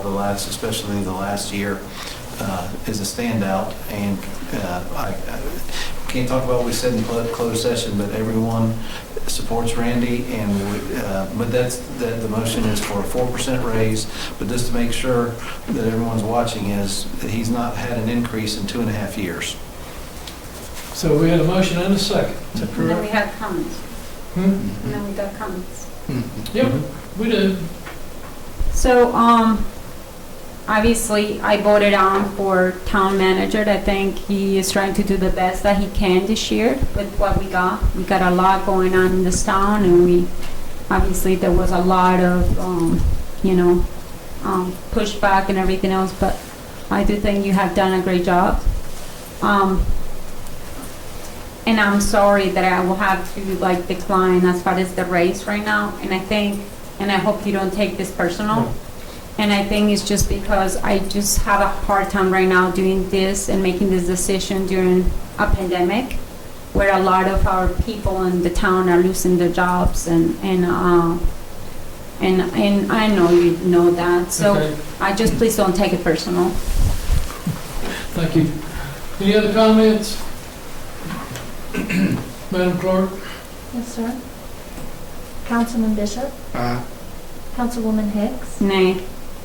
Councilman Hubbard? Aye. Councilwoman Sykes? Aye. Councilman Showalter? Aye. Councilman Stites? Aye. That is 5-1.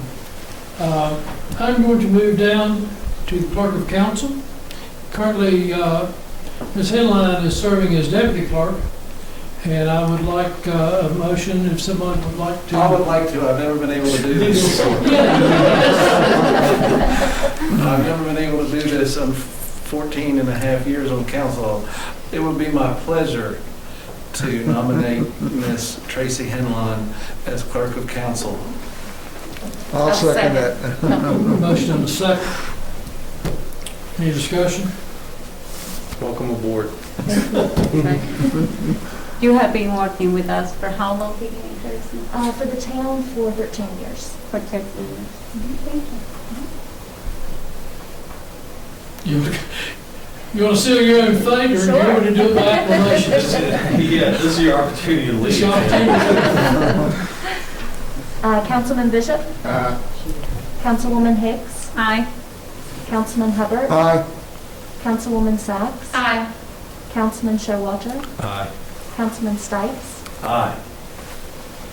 Congratulations, I may now call you formally Madam Clerk. The other three, the finance director, the police chief, and someone appointed the town attorneys, is there a motion to appoint them by acclamation? So moved. Second. Motion is second. Discussions? I got a shout out for the finance director. I think she has done such an amazing job. Working with this very tough to deal with budget this year, trying to make sure that people get their applications in, as you can well see today with the water and stuff. I know Randy and a lot of our town people were able to help with that, but I think she has done a good job with the numbers and everything else, making sure that our budgets balance almost daily in the town, and I appreciate her job. Also got to say, I thank the police chief right now, because I know this has been an interesting year, and I do hope that the rest of the year will be better for sure. And I hope that, it can definitely be better for everybody. Where do you go? There you go. So I thank all of these people for doing the job they're doing right now. So we have a motion, and any other discussions? Yes, I'd like to thank everyone for doing a fine job. And once again, I'm going to pick on the police chief, since I've sort of walked in his shoes. A lot of times they don't get the credit they deserve. Get up to the mic, Sam. I took this off. Anyway. But you lean back. I know, I wanted to see him, I can't see him. Anyway, police chief, I want to thank you and your department for what you do, because I know what it used to be like, and I imagine today I wouldn't want to do it again. So thank you, sir. How's it? I would just like to thank all three of their professionalism, especially Val's and Mark's, their leadership within their department. I believe your leadership reflects on your people, and it reflects on our community, so we appreciate it. And Reed, of course, I just want to reiterate the professionalism your firm has shown our town and its citizens. Thank you. The only thing I would like to add to this is I congratulate all that performed well. One thing that you won't, Mark Sisson won't tell you, but I found out, every year they do some internal awards within the police department, the Citizen of the Year, Citizen Employee of the Year, so on and so forth. And they also do an Officer of the Year. Unbeknownst to Mark, his officers unanimously voted him Police Officer of the Year and presented that award to him. So, Mark, I know you're very humble, but we do appreciate what you do. That's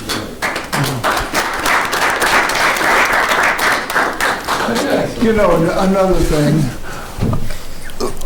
I think everyone here in Christiansburg, all the employees that we have, they're doing a great job. And there has to be a reason why they're doing a great job, and that's because you people are giving them leadership and direction and support.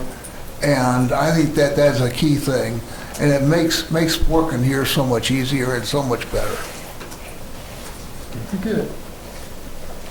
Nothing else? We are adjourned. Did you vote? Did you vote? Vote on the last one. Let's vote on the last two. You're not going to We're not adjourned. Commissioner, would you call the roll on the last two? Yes, sir. Councilman Bishop? Councilwoman Hicks? Aye. Councilman Hubbard? Councilwoman Sacks? Councilman Showalter? Aye. Councilman Stipes? Very good. Now we're adjourned.